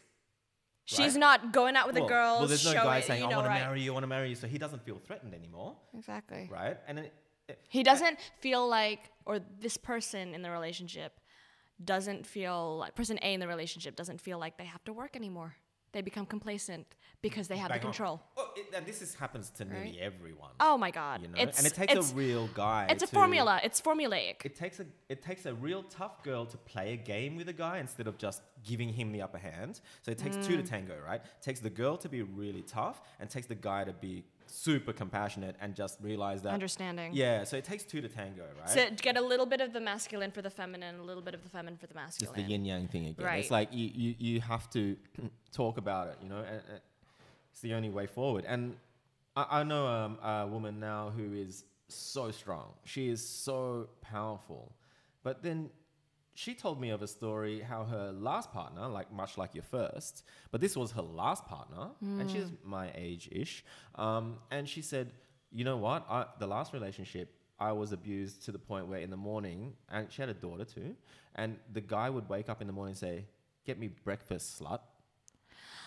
And I'm so vulnerable right now. Like I'm gonna burst into tears. But I couldn't believe it because I'm standing here with this woman that I know who is so powerful, strong, and like, right, yeah. you are crying, and you know what? I couldn't believe it, right? Because I'm kind of like, how could you be that person? Because I know you as this person. Yeah. But she's like, but every day she just copped it, and she couldn't even think outside. She just got him breakfast, my God. you know. And she had a daughter, so she's kind of like even worse, you know. He's the breadwinner, and she's at home, and she's got a daughter, and she just, you know, and it was so ballsy of her to leave him with the daughter. So ballsy. I just like. But my God, thank God she did. You know what I mean? Yeah. Because it's like how much power a guy can take away. And I've seen it with the younger friends that I've got where, like I said before, a guy will say, stop posting selfies. And she'll do it because she loves him. Like, what the fuck are you doing stopping and listening to your man? Because you're fucking up your own relationship here because he follows all the girls that I shoot. He's my mate even. And I'm like, you got to play games with him out of love. It's like your Out photo. of love. It's your responsibility. Your to play games. photos sometimes are like 1 millimeter away from showing pussy lip. That's an art. That's an art. That's an art. Art form, Yeah. right? Get that shot. Yeah. But fucking pussy lip. I can always crop, so. Get that framing. The guys are kind of like, can I see the uncropped photos? No, but then it's not like the titillating. Does that make sense? Like you gotta have the intrigue and the mystery. Otherwise, you're just seeing spread leg, like you know everything. You're seeing the vaginal canal. Like look, that's a lot not, of those guys. You know, that's not. A lot of those girls have boyfriends too. That I shoot. And they don't. Some of them don't like it, and some of them don't mind it. But I don't think anyone really loves it. Do you know what I mean? Because it just makes their life a little bit more uncomfortable. But that's where you need to be. It's like you can't be comfortable. You know what I mean? That's where it all goes wrong. Or the stagnation, or That's like what I mean. the complacency kills me. If you can feel like, Even if you're complacent in your misery, and you see another guy trying to hit on your girl, I get furious every time. I want to punch on, but that's good. Girl, I that's it. I want to fight for it. Do you know what I mean? It's not like I'm going, fuck it, whatever. Yeah. You know what I mean? I actually feel something. Yeah. Even on a dance floor, when another guy starts dancing with my Because girl, I'm kind of like, excuse me. Yeah. Excuse me, that's my girl. It's a and then put your he's dick like, back. well, fuck you, motherfucker. And like, you want to punch on? I'll probably get my head beaten in, but I'll do that for her. Like, because she's my girl. I get it. Yeah. Right.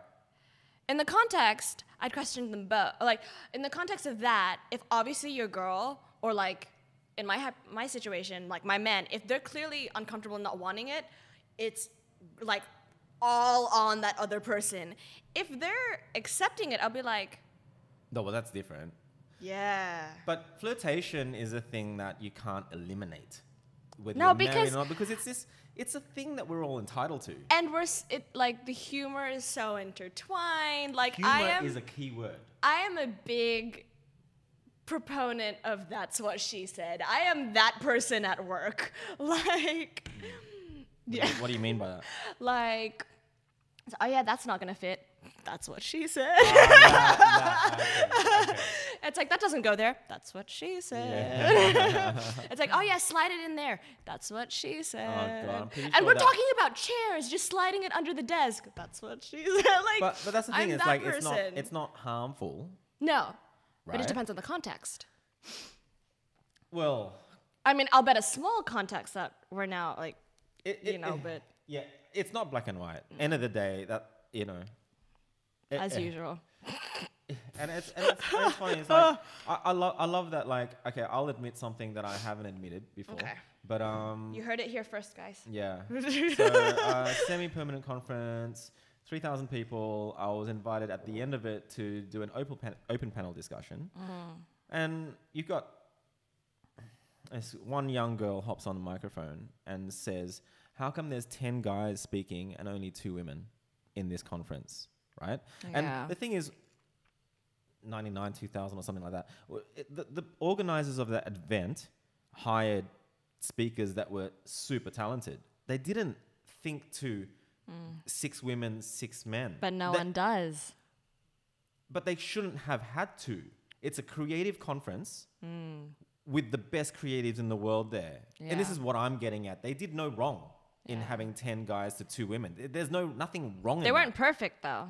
But there's nothing wrong in that. They were just running their own conference. There's nothing wrong with it. Unfortunately, at least there were 2 women instead of all guys. But that's what... No, because it doesn't matter.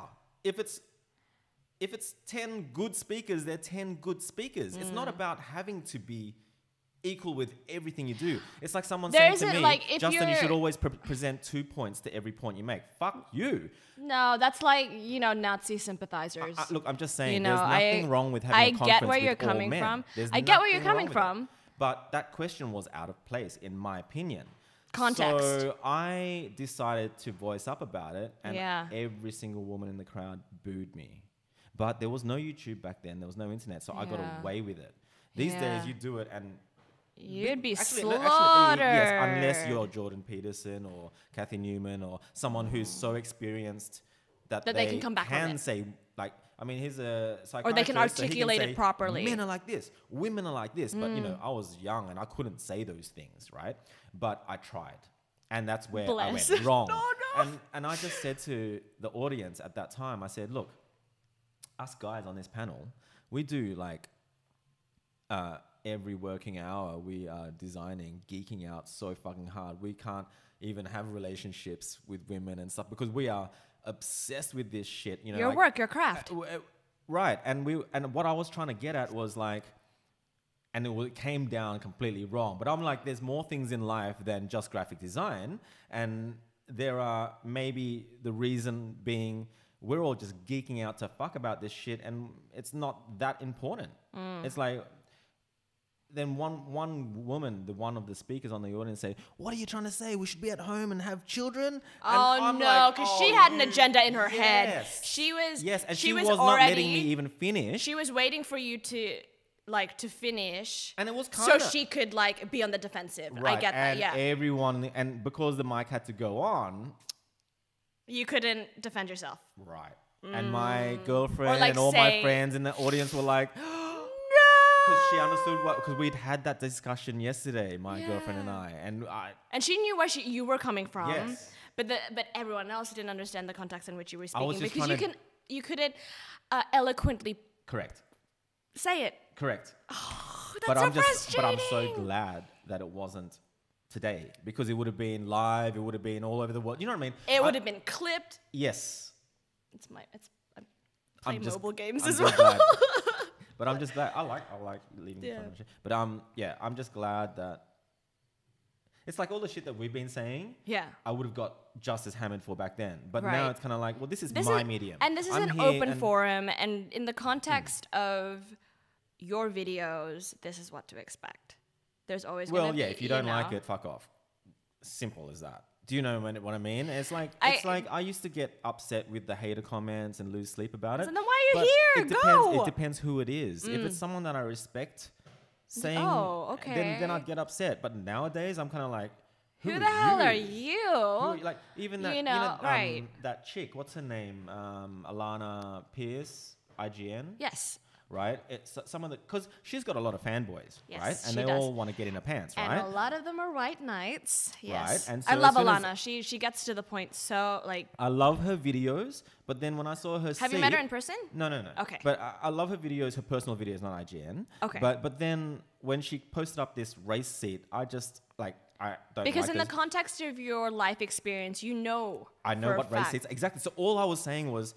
Alana, there are. Do you want to break it down for them, the context of why you decided to comment? So she's got. She's got a big following, right? Mm-hmm. And she works for IGN, and she posted on Instagram. On Instagram, she reached out to a Verda or like a Vertigear. Yeah. Basically, another cheap China race bucket seat ripoff put on an office chair base and sold to gamers now because car guys know that these chairs are unsafe for their cars because we have videos of people driving and the chairs break while you're driving. So this is not funny anymore. You're talking about a $4,000 or $5,000 race seat that's been ripped off in China, and now they're selling a race seat for your car for $300. And it's like, okay, so now as a gaming computer chair. So now you've got a billion factories making fake chairs going, we can't sell them to guys in cars anymore. Yeah. What are we going to do with them all? Let's target gamers. Okay. So that's what they've done. But what they've done is these gaming companies selling these chairs are saying these are ergonomic. Bam, I draw the line there. Yeah. I'm not foul if they sell them as cool looking chairs. That's fine. Yeah. But because they are so cool. Like, depending on the company, they are so cool looking. Yeah, but you don't. I have one. Race cars are cool looking, but you don't drive them every day because they're uncomfortable. True bucket seats are so uncomfortable. My point was that it's they're not a better, because she even said that she's got a bad back, so you don't do understand, right? Yeah. So my point was they're chairs designed for proper ergonomics. Yes, right. Even the chair you're sitting in, it's almost $1,000. My butt is getting cuddled. Well, it's an Eames chair designed in the 50s for the human shape. Yeah. Right, and. Oh, that's a nice shape. It's like there are people, and I suggested the world's best ergonomic chair, which is the Herman Miller Aeron chair, which used to cost like $5,000. Then they started costing $3,000, and now they're $1,005. Do you know how much the average gamer makes? I know, but I'm just saying. Okay, right? so everyone pounced on me for saying you can't not compare. Achievable, right? But then. You simply go to badbacks.com.au and there's a billion chairs there for $300 to $350 or less, cheaper, that are designed specifically for your spine. Yeah. But they don't look cool. They don't look cool. So I'm like, fuck you, It's bitch. marketing. Why do you think so many people still use Apple? But I'm just saying, fuck you, bitch, because fuck you, all of you cunts, by saying that this is an ergonomic chair. Because ergonomic's is not the right word. All I'm saying is that it's not. And then I got hammered for that. Yeah. Because of her fanboys. Yeah. Who then went to one of them, this bald guy who is 60 years old, who looks like a dick actually. He goes, "You're a dick." I'm like, I felt like saying, "You look like one." You held yourself. he goes to my Instagram and he goes, "You just stick to posting your porno or whatever." And I'm like, now you're offending my girls. You're gonna now you're offending my girls. Yes, because he's obviously fucking fapping to this Alana Pierce girl. It's like, I'm sorry, she's currently with Blaine Gibson. Move on. I will look through his Instagram some more, and his brother is also bald, but his brother's good looking, so he got the bad end of the stick.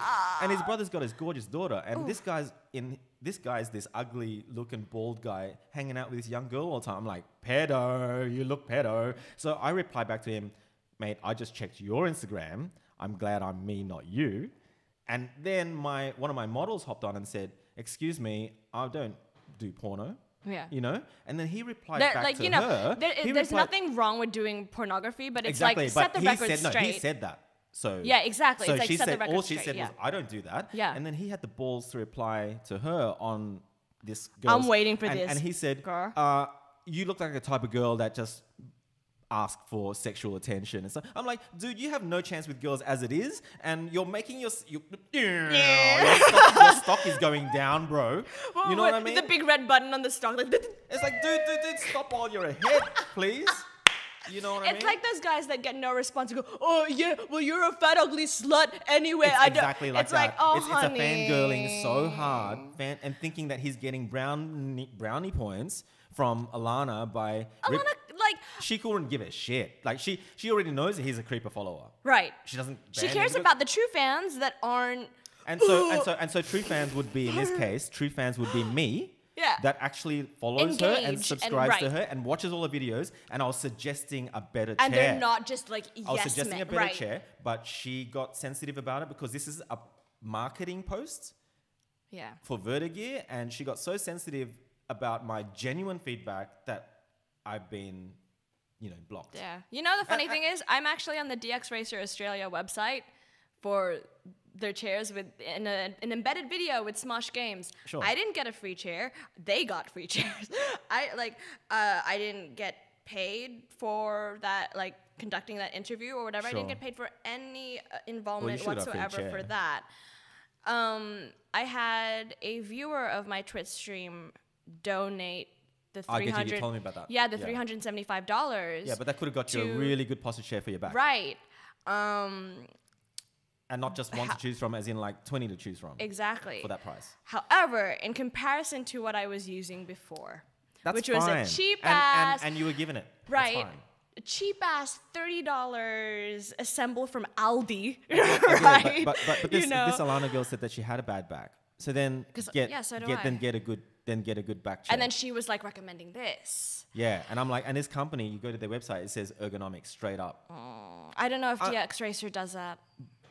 Cool. But If it's a cool looking chair, sell it as a cool looking chair. But I read all the marketing on those websites. This is the ultimate. This. Oh, come on. It's all. We all read right I through use that shit. cushion. I use that cushion. And that cushion is bullshit because that's a makeshift for a bucket seat. Bucket seats aren't comfortable, so now we need lumbar support. But you buy a proper back chair, it's got a real lumbar support of the right shape for your spine. I have to move it up and down depending on how I'm sitting in the course seat. you do. Because it's not, But to be fair, I mean, even now, like, if you play this full speed, I'm practically doing this. I know, because it's not a chair for you, but I'm just saying a proper ergonomic chair, you set it up how you like it, with all your arms forward, backwards and everything, and then that's your chair. Like every But time you I'm sit always, in it.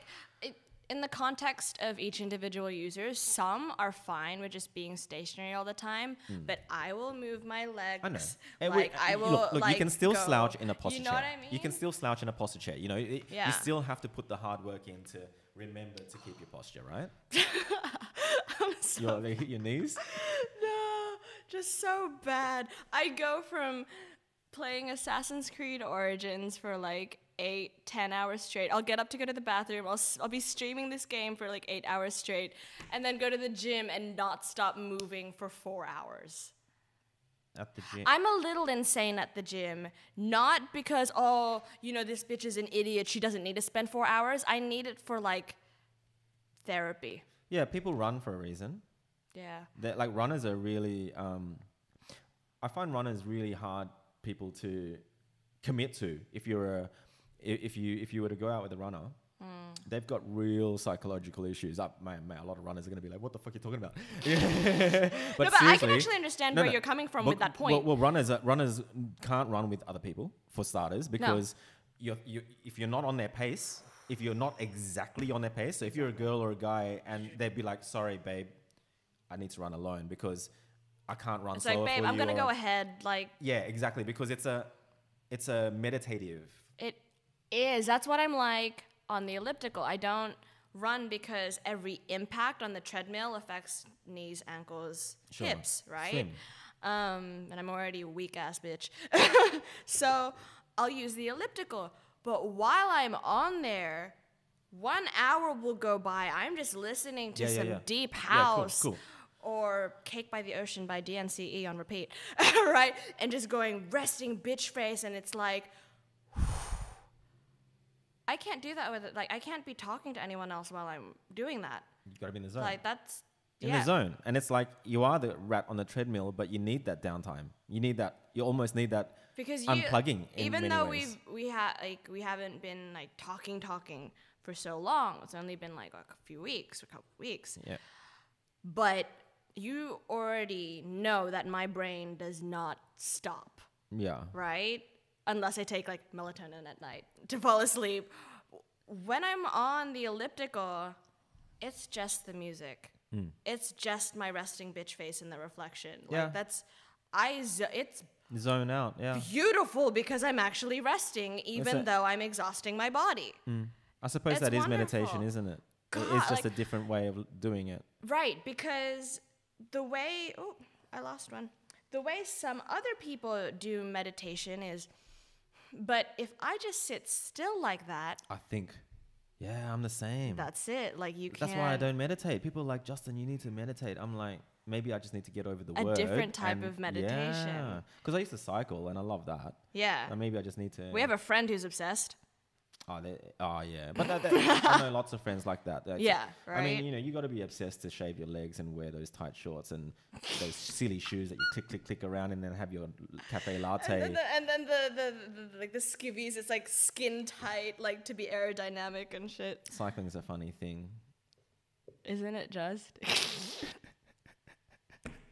I used to be so into it too, and my ex-fiance and my sister used to be like, because I'd get there with my brother-in-law and we'd be talking about it over dinner once a week, and they'd be like, Servo! Stop! They're like, can you stop talking about bikes? Because like guys that are into cars or bikes, it's like all the fuck you talk about for some reason. But, because this is a context thing again, right? If you have a personality like mine... Obsessive. You can talk about all of those things and I won't get bored. No. Like any guy that complains sits there and goes... Oh, I can't talk about cars, can't talk about sports or video games in front of women. They get bored. I'm like, well, no, you don't have to talk about it. I was talking about it with somebody else, but the girls get shitty. Bored. But some girls get shitty with you talking about it to somebody else. Okay, yeah. It's kind of like, excuse what are you me, talking I'm about talking to you. I'm just talking to my mate here. Please don't hit me. They're just fucking talking about cars again. It's like, oh my God. Excuse me, we weren't talking to you. You guys go in your room and talk about shoes or whatever. Or video games. Oh my God. Can we talk about video games? Yes, please. So 1,900 hours now in Division. Assassin's Creed, the reason why I finished it in 3 days. Short because you did, because you're not like me with Assassin's Creed, and you just finished the main campaign. Yeah, right. I hit level 40 because that's the highest without the DLC, right? I know, and you hadn't even started the campaign. I know. But that's how I play. I mean, I have, no, but that's how I haven't play. Finished it. Yeah. But I have gone through every single suburb equivalent. I would have done that with Fallout 4. I did that with Fallout 4. I did it with every other game. The Witcher I did that with Oblivion, right? Elder Scrolls, yeah. Right, same. But I don't have time for that shit anymore. That's why I made it my career. Yeah, and I'm not. That's why I've decided 100% that Twitch is not for me. I've decided that gaming... Unless it's like, if we have... who's that person who does interviews that you keep telling me about, and he has the producer behind the camera? Yeah, and Joe Rogan, yeah. Joe Rogan, unless we had a live dialogue like this, and then the person behind the camera going, oh, this user just asked an interesting question for you guys. Right. You know what I mean? Yeah, and we do like a talk show. And play games. I like playing games without having to read comments. Right, because... Unless you would fall, and this is me like also helping you out, unless you want to fall within the talk shows category, which that would be, instead of just like the gaming category or the creative. Sure this is what I've found. Like this podcast thing. Is your niche. Is your like. I was looking, when I met you, I was kind of like, I don't know what I'm going to do. Is it going to be YouTube? Is it I was like trying to only? pick your brain. That's right. And we almost tried Twitch, but because I had a technical difficulty with upload speeds, it's almost like, Australia. back burner. You know what I mean? Yeah. I'll put that on the back burner because we already know that Australia is not quite up to speed with other countries. Because what you could establish for long term, I'm always thinking long term, is like you have your personalities on your podcast and everything and whatnot, and then it's like when you do. Australia, I hate you so much with your internet speeds. Mm-hmm. Goddamn. When you do have more established internet speeds, then you could play games with the people from the podcast because your audience, who has already been established by then, will remember the personalities. Go, oh, okay, I remember this person, and they want to see. But there's something nice about gaming when no one's looking too. I'm just like. Well, yeah, I don't have to get dressed up for it because gaming is a very much like sitting in the toilet. It's very your zone. It's like it's just you in the game. I Twitch broadcast in my pajamas. I know you do. With no makeup. I know, and that's what's cool about you, right? That's what's cool about you. But I don't think I want to do that. We're talking, you're like, oh my God, no makeup, yes. Yeah, exactly. But I don't know. It's like, I suppose with Assassins, it's kind of like I looked at my hours. Oh, I love Origins so much. No, look, I do too. But it's like, and I'm still playing it because you get hooked. So because I'll complete the game, but if I love it, then I will complete the maps. The game. I know, and I'm not gonna do that because there's so many fetch quests in there that I feel there are, and I don't go kill this person, come back. And it's so much bigger than Fallout 4 that I just don't want to spend 2,000 hours on this game because I've got 2,000 hours in the Division. I've got 1,005 or 6 in Warframe, and PC.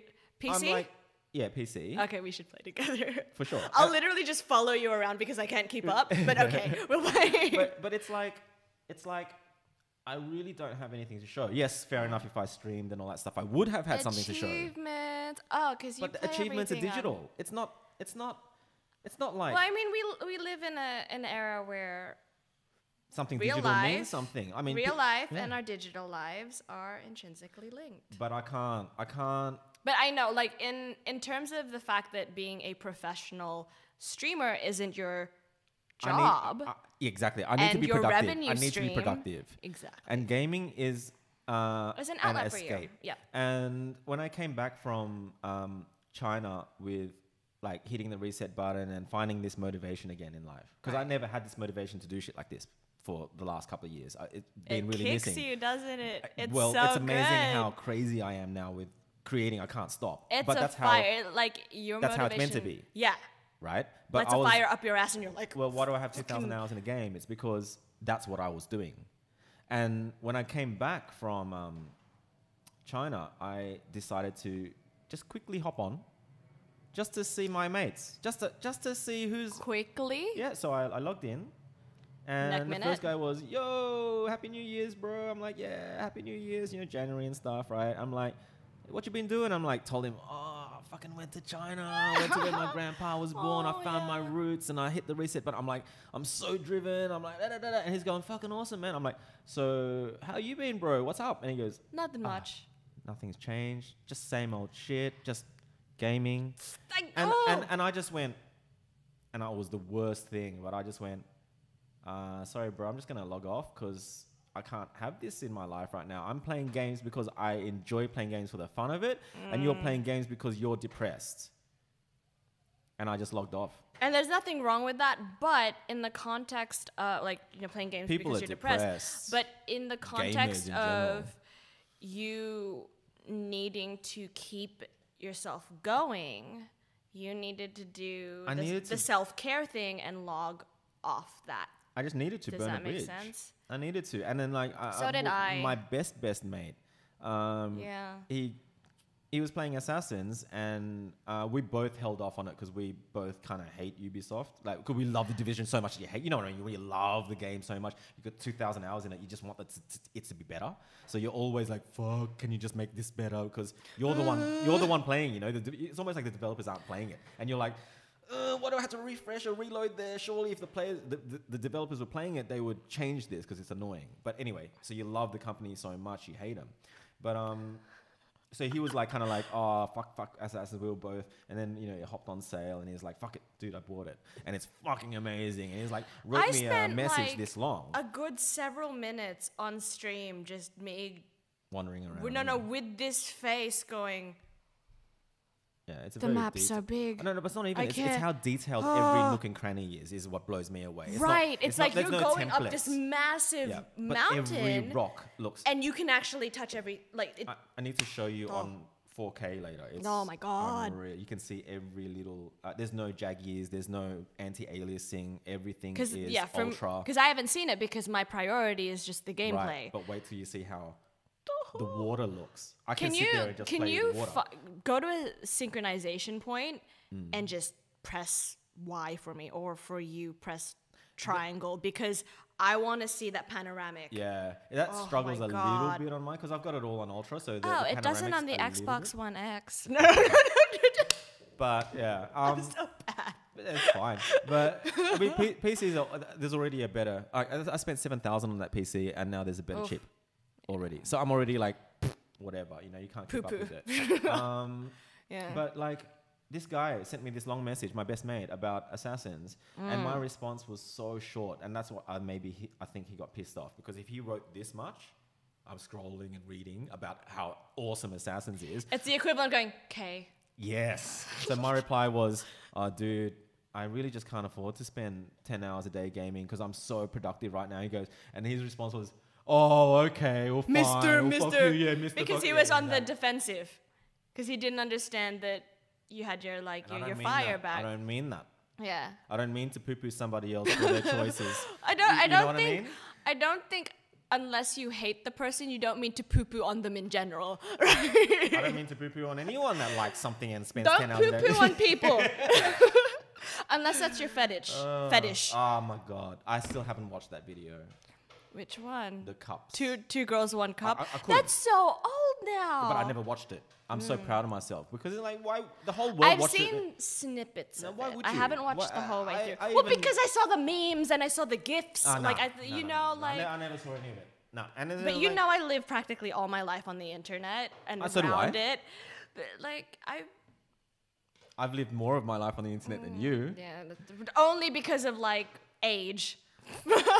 No, legit. When I was a multimedia designer doing CD-ROMs, and internet was 14.4K modems dial-up before 56. That sound is the sound of nightmares. I remember. And it used to drop out all the time, so you have to redial. God forbid if my mom needed, it's like, hey, get up! I'm expecting a phone call. Yeah, I couldn't go online for the whole day. Look, I'd go onto a porn site and you'd have no loads videos, no videos, right? Yeah, and it'd be just JPEGs on a 640 by 480 resolution screen, and then you'd see you'd only see just her hair loading in, but it's like all the and then her eyes at the bottom. And you're like, oh, yeah, her eyes. And then you're kind of like quickly click on one because it's trying to load all the thumbnails. Yeah. And you're like, quick, click on a photo, and you click it and you're like, oh no, I don't like this photo. I'm gonna find another one to wank over. And it's like, holy shit, the internet was that frustrating, you know? Oh my God. It was unreal. Oh my God. But, the first memes, kids these days. That's the thing. Like we had no nastiness because it's like a new technology. Everyone was like... So trolling now... nothing existed back then. We had ICQ. We had ICQ and we had... Okay, that's really back in the day, right? Netscape. Alta Vista. So... Oh my God. I remember Netscape.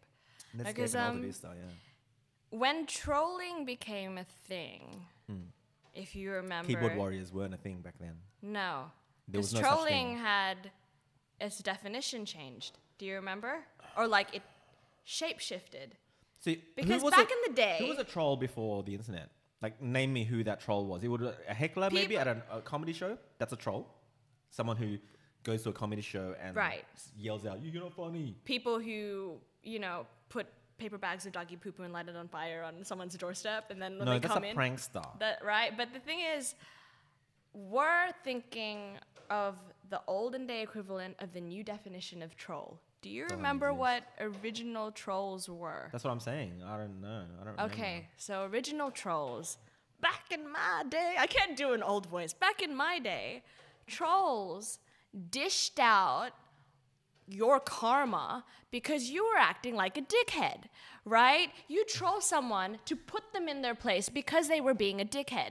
Okay. You know what I mean? Not to be the dickhead. Yeah. Right? Yeah. You troll someone because... I get you. What the fuck are you doing? Right? Exactly. Right? That's how I grew up. Context, I'm 28 years old, 2nd of December, 1989. But that's how I grew up with trolling. And then when people transformed the definition to mean, oh, you're being an asshole on the internet, I'm like, no, the trolls used to be the guys dishing out the karma and the girls dishing out the karma. Like, I used to be a troll. I would put you in your place for being an asshole to people on the forums. Like... Yeah, I get it. That frustrated me. Or this culture now. Do you feel that there's a culture now online, because you live online too, of people being assholes just because it's funny? Well, to get likes. Right. Right. But I also think that it's not trolling as much as now it's called... I get called a shit stirrer. So I'm not a troll, but I'm someone that hops on a forum, because I used to run forums. So I hop on a forum, and if someone says something that I really disagree with, I'll start the fight. Because I'm a shit stirrer like that. Like I ask questions and have something to say. Maybe my definition of shit stirrer is a little bit more nuanced than that then. Because it's like you're engaging in starting the fight. I'm starting a discussion. Right. Whereas a shit stirrer for me is... Maybe they don't have a reason to. Right. But I have a reason. So the example I always give is two people, you know, like friends, and one has a boyfriend. It's like, didn't I see your boyfriend with her? That's a shit That's like stirrer. bobbing in a grenade and running away. No. That's I don't run away. I'm in. I started and then I guide the entire debate. But I get called a shit stirrer for it. Because to use the word shit, it's like, oh, it's already shit. It's like you. I like that. Not loud enough. Turn it up. Okay, I can turn it up. I love like the different like notification sounds. I have none of them on. I can tell. It's like it'll be on the opposite end of the room. I'm like, that's Twitter. Instagram. That's Facebook Messenger. My God, that's my Flutter game. That's Kakao Talk. I can't agree to that. That's a technology that they've created to keep you hooked. No, like I will discern like whether or not I need to go to my phone on the other end of the room. But it's still calling out to you. And I'm like, okay, yes, baby. I'm this close to getting rid of the phone. No. Yeah. So I've already gotten rid of email. Like I haven't answered email for 3 years. Jesus Christ. Yeah. Who needs email? Well, I do. Well, I've been doing fine without it. I know, but in the context of you. I miss Facebook a lot more. I've been banned for 30 days, so it's almost 30 days now. Is it because of them titties? I didn't even post titties, but anyway, I've got banned on Australia Day. It's very un-Australian. But anyway, almost 30 days now. And to be honest, I can't do the accent. Give Justin a fair go. Oh my God.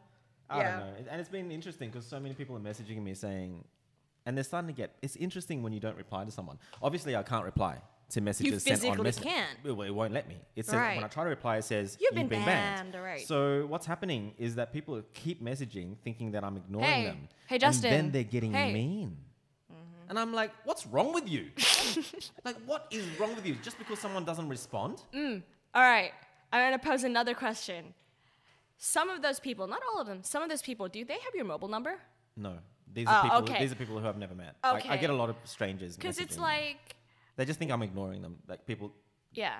Okay. Messaging Zen or whatever, you know. Because that's unfortunate. Because remember when you didn't have your phone because you were playing, you didn't have Messenger open or whatever, and I'm like, I'm on my way. Like, fuck this. And I called you. You called me when I was overseas. Oh, yeah. I was in like buying Asian min right. and stuff. So it's because I was driving and I didn't want to be like messaging on my, like it's easier to talk while you're driving and then. But I like that. It was a bit intense, but I like that because I am intense, Justin. We've established But this. you are and you aren't. Like I know heaps of people like you. I pretty much surround myself with intense people if you think you're intense. Like I surround myself with people much more intense than you. Oh, I wouldn't doubt that for a second. But that's like, who I get am it. Too. Yeah. I mean, you know, drink 3 bottles of wine a day, or you know what I mean. I'm just saying, like I'm pretty intense and I'm pretty loose. I'm a loose cannon, and my mates, I think they love me for it. I hope. You're like, shit. Do they, or do they just feel sorry for me? I don't know. Or like, are they just like? I do fear a little bit about the podcast in that it's like I feel like I'm a comedian, right? Like comedians tend to bring their lives into their shows, but they don't mention names, but they get their content from their friends. The people know who they're talking about. Exactly. So to even the woman that I mentioned today about the abuse and stuff, that's a very personal thing. And she will know you're talking about her. I don't know who she is, and I'm fine with not knowing because that is her story. Well, you know, I some people would be myself that some people would be curious. Anything goes on my podcast, just keep the names off it. That's all. Right. And I mean, that's why I went. Right. Yeah. So mainly just trying to keep the names off it. I'll get better and better at that. I'm sure. Yeah. But I don't know. It's dangerous. Do you know what I mean? It's like, yes. Because if enough people know who you're talking about, some idiot or asshole is going to mention their name in the comments. Well, I talked about clients. I talked about married men. You talk about EA? Yeah, oh my God. You know? The discussion we can have about dynamics and married people and whatnot. Oh man, I already got ripped a few holes for having my opinions on marriage. You mentioned And I have... and prior to that, when you were just facing the camera, one of the earlier, even before that, you're talking about you have your married friends who will come to you and all they want to talk about is the naked women, the titties and everything, and when don't they get have me a wife wrong. at home. Yeah, but don't get me wrong. I do want to see the photos and... Of course. But I can't. You know, it's just a decision that I made. You know what I mean? It's just a simple decision. Like, right. I know that if I ask to see, then it confuses them. It would go the other direction. You're enabling their behavior. It's justification almost. Right. So I already know that I'd rather be the one sending them dirty photos than the other way around. Yes. I would just feel better about it because I know where I'm at in life. Yeah. Thank you. But, you know... Amen. I'm not any kind of saint either. I'm not trying to No. save people's lives. Neither I'm am trying I, to do Jesus. what the fuck you want to do. You know I mean, what I don't give drink a or shit. smoke or take drugs because sensory processing disorder. But, well, depends on your definition of drugs. But I'm not a saint either just because I don't do those things. Oh, so no, I get you, Yeah. you know? Yeah. But it is dangerous. It's like another thing, segue kind of on the comedian thing. Segue. It's like This is all I think of, like with those segues. things, you just no one looks cool riding one of those. They don't look fucking things, cool, man. but it's like, You look like a dick riding. oh, because one. you have to wear the pants No, but and the helm. you're just leaning forward like Michael Jackson does that cool in a dance, you know, when he leans forward. That's MJ though. Like, That's it. Anybody MJ. else leaning forward like that down the street, you just look It's a like dick. trip, stack it, right? On the thing about comedians, it's kind of like, and you mentioned before, humor as well. I think it's so important. Humor is so important. It lets you get away with murder. Like, if you could ever get away with murder, it's because you laughed your way out of court. Because the judge laughed and he fucking let you go. Because Like, you were charismatic enough. humor is just so important. Like, I remember seeing Russell Peters, this Indian dude. Love Russell Peters. Because he did the whole Asian Indian thing, accents, and it was funny. So I went and got a ticket. He's very good at it. Like, he executes it very well. Every comedian, this is where I'm getting at. It's like, we went to Homebush, Yeah. which is where you have the fucking Olympics, okay? You're talking about like the whole of Australia coming to see some people Hell, we compete. call the damn suburb Olympic Park. Right. It's a massive arena. Yes. There's one man with white light on him, with one microphone, no Selling band, out that arena. no band. That's it. No support. Yeah. It's He just only said stand-up. 3 times between jokes. Generally Russell, speaking, yeah. he was pretty good, but like, there were a couple of moments where he went, Well, because you're taking a beat.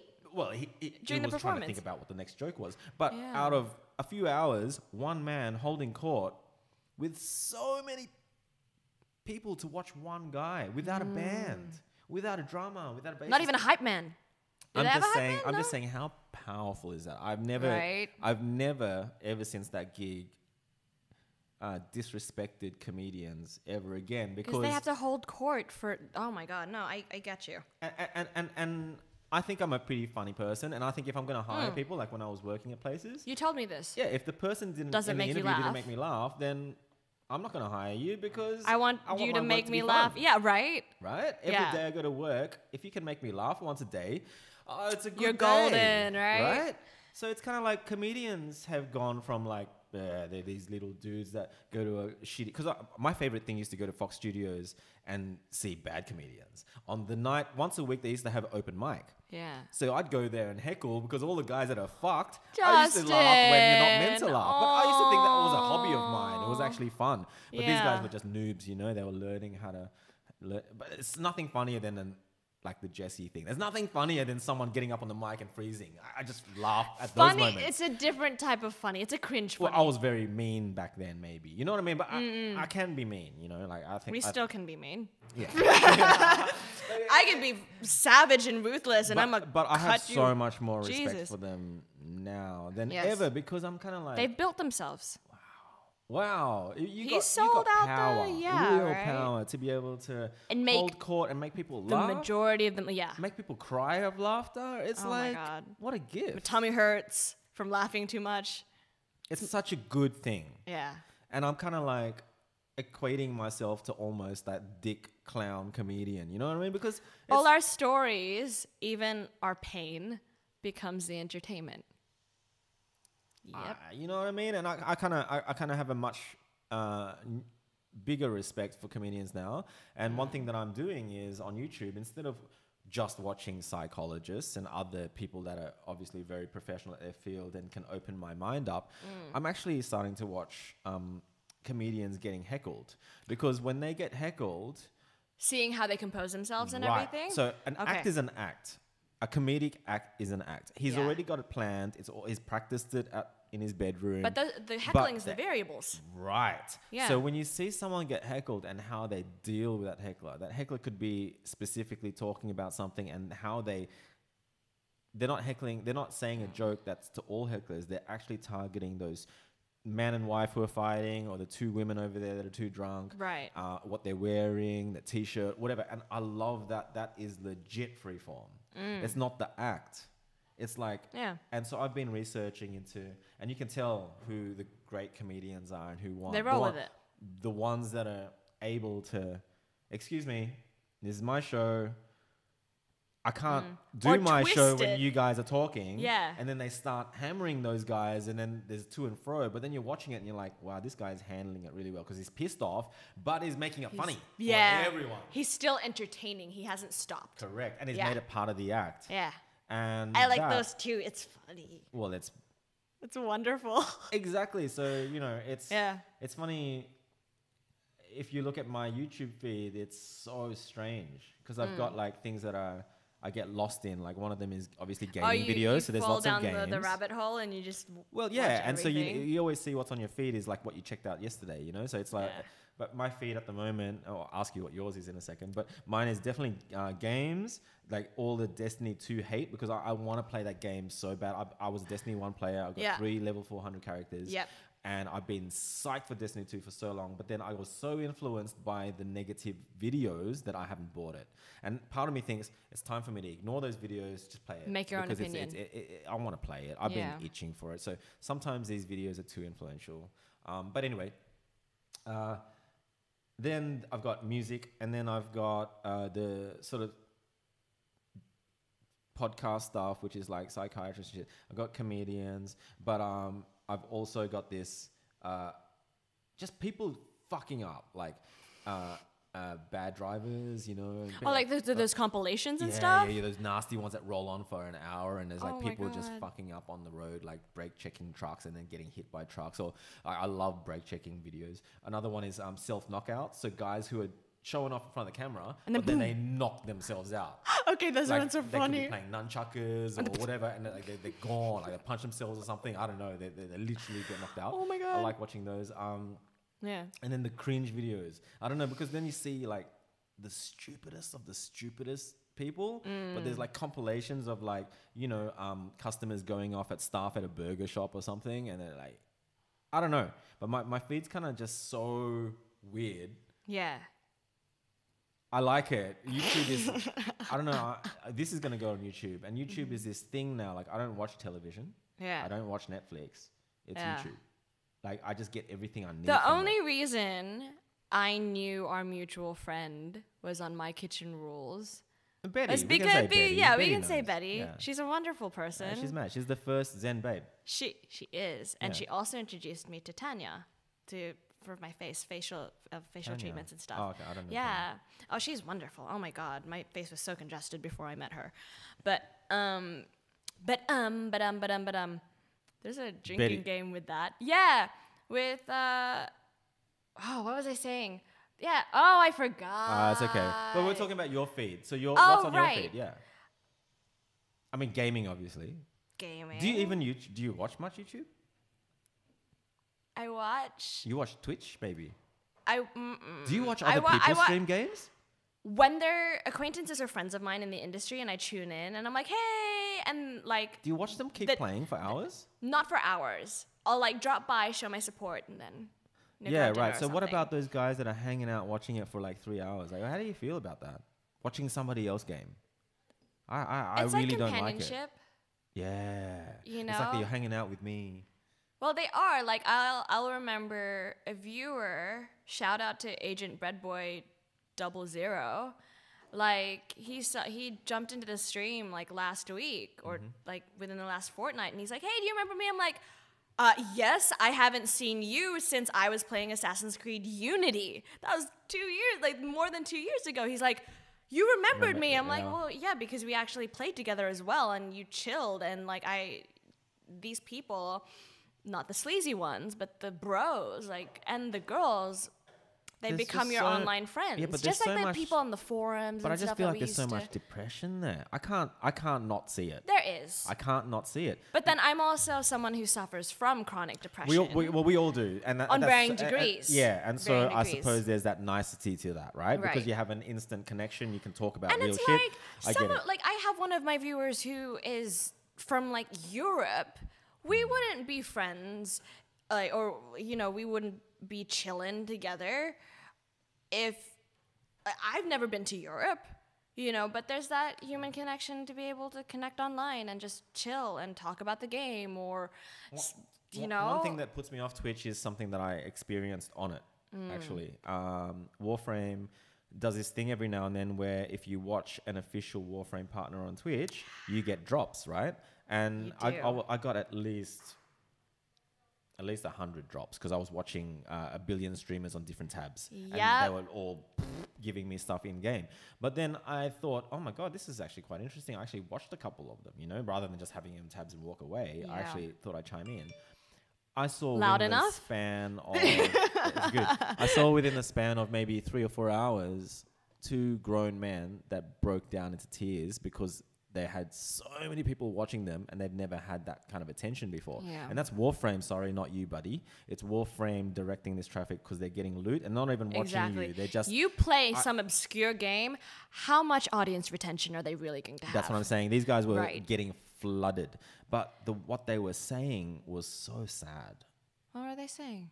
Oh my God, there's so much love. I can't believe it. I've never had this many views. I'm going to go. I can't wait till my parents wake up so I can go up there. And this is grown men in the basement.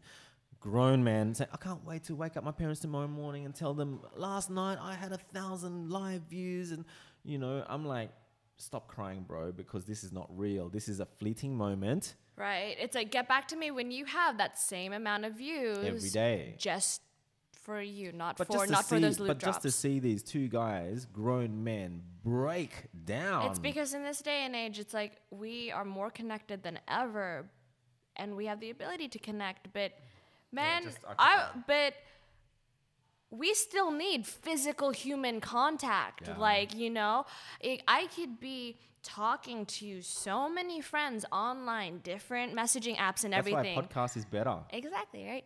But the minute I get to work, because I work part-time, I work 3 days a week, right? And I could be, and I could be still in contact with everyone, still messaging everyone. Yep. But for the most part, I'm isolated for 4 days of the week, unless like I visit you or I get my facial treatment done and whatnot, right? Isolated, right? But still connected. Yeah. The nanosecond I get to work, I'm asking my girls for hugs. Like I need that physical connection because I'm self-aware in that. As a human, you fucking need that shit. You need to get out.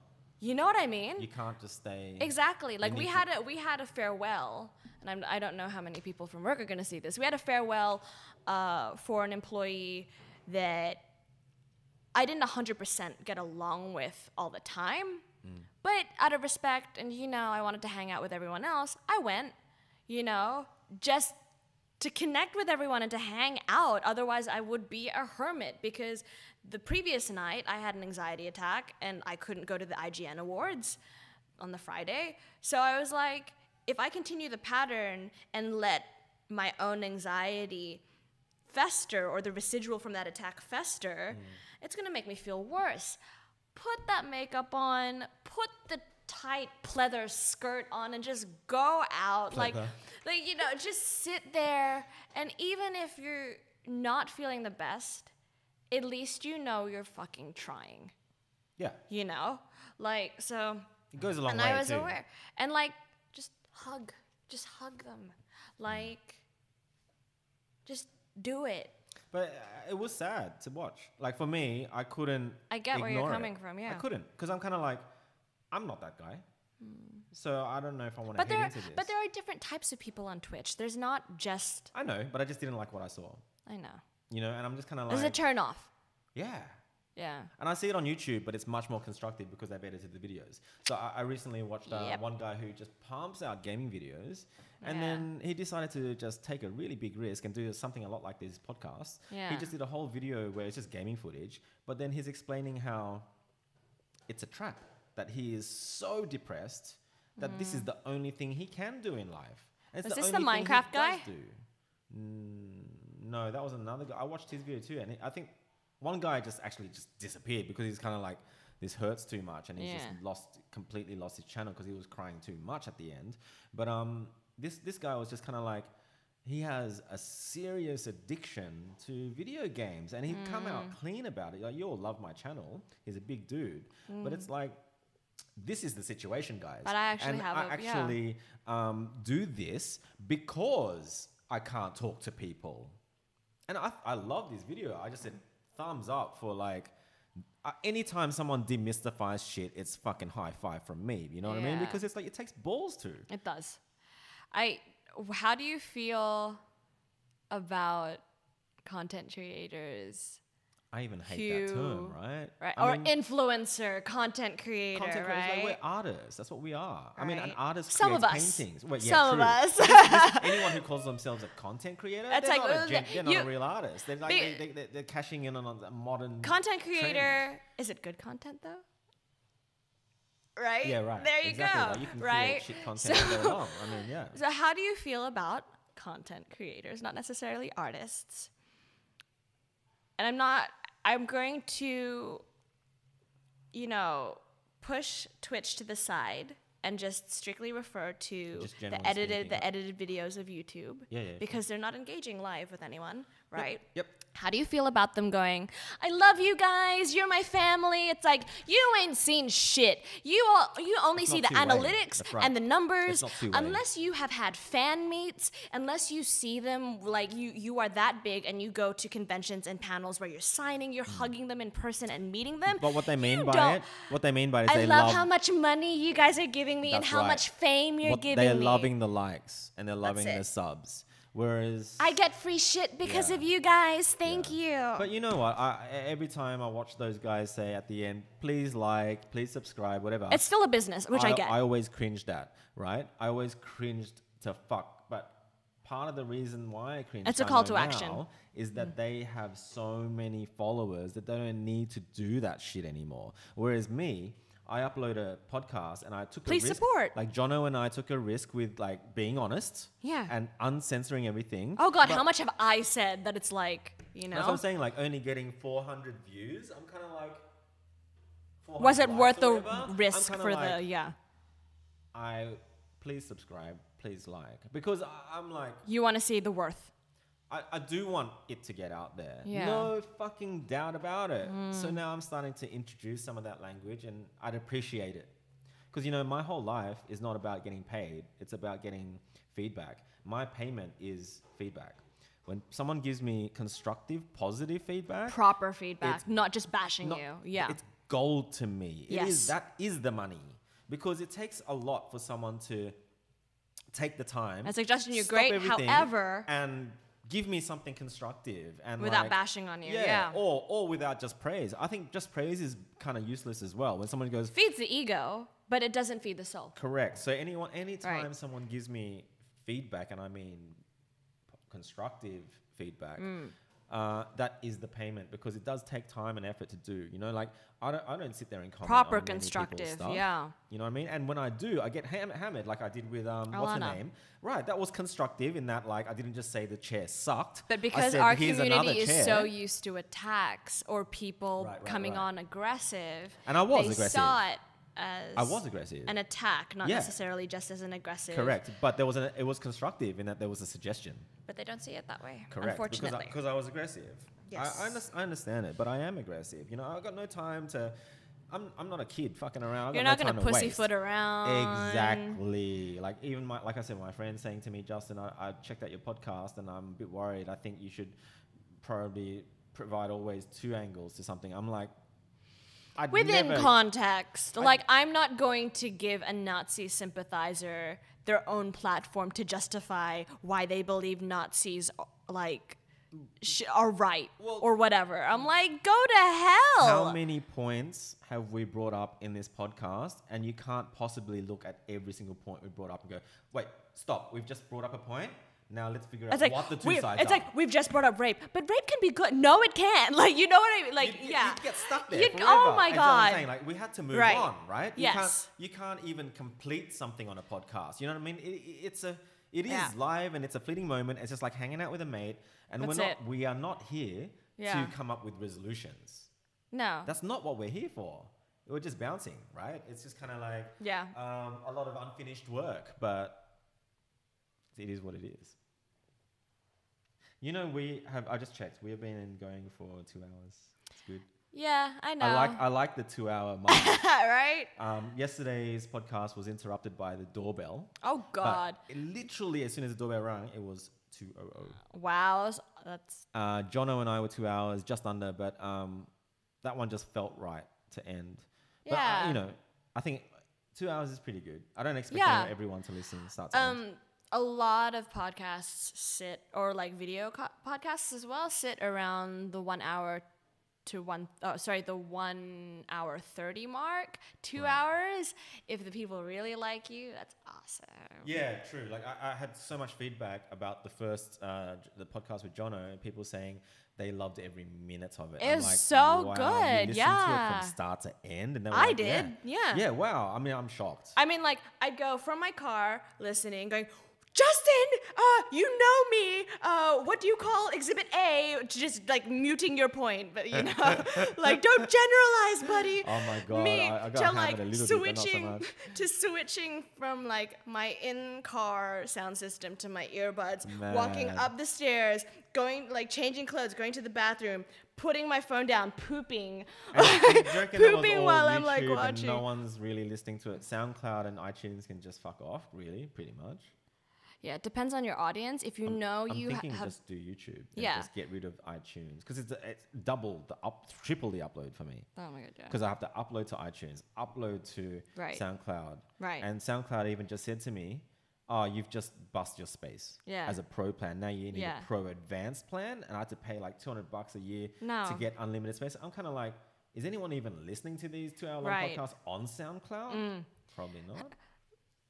Leave a comment and like let Justin know, like literally as cheesy as that is, leave a comment and tell Justin what platforms you would prefer this podcast on. I could just check the stats too, though. If you weren't lazy. I'm just lazy. That's true. You know what I mean? Because the analytics are there for you. Yeah. Like even on SoundCloud, you check the little like the play symbol and it says the number. With YouTube, does it tell you if someone's listened to the whole 2 hours? Yeah, you can see the average like retention time. Like some people have charts that look, like it like the retention goes up and then just drops off. Sure. Imagine if you're one of those YouTube content creators and you see that people close the window after 5 minutes of a 2 hour long video. You'd be pretty shitty. So it's funny. A lot of creators, their already subscribed audience, if you look at their retention, like the little squiggle, it's like, it skips the first like 2 minutes because they already know the spiel, and unless it's something catchy like Philip DeFranco where you say it with him, it's like, what's up, you beautiful bastards, well, give it this, you know, blah blah blah. You even say the end thing with him, unless you actually enjoy in like the beginning introduction and the end wrap up. I like that it about drops certain people. off like on both ends, and that's why I think I do need to have a beginning and end, but I'll get that right over time. You know what I mean? Yeah.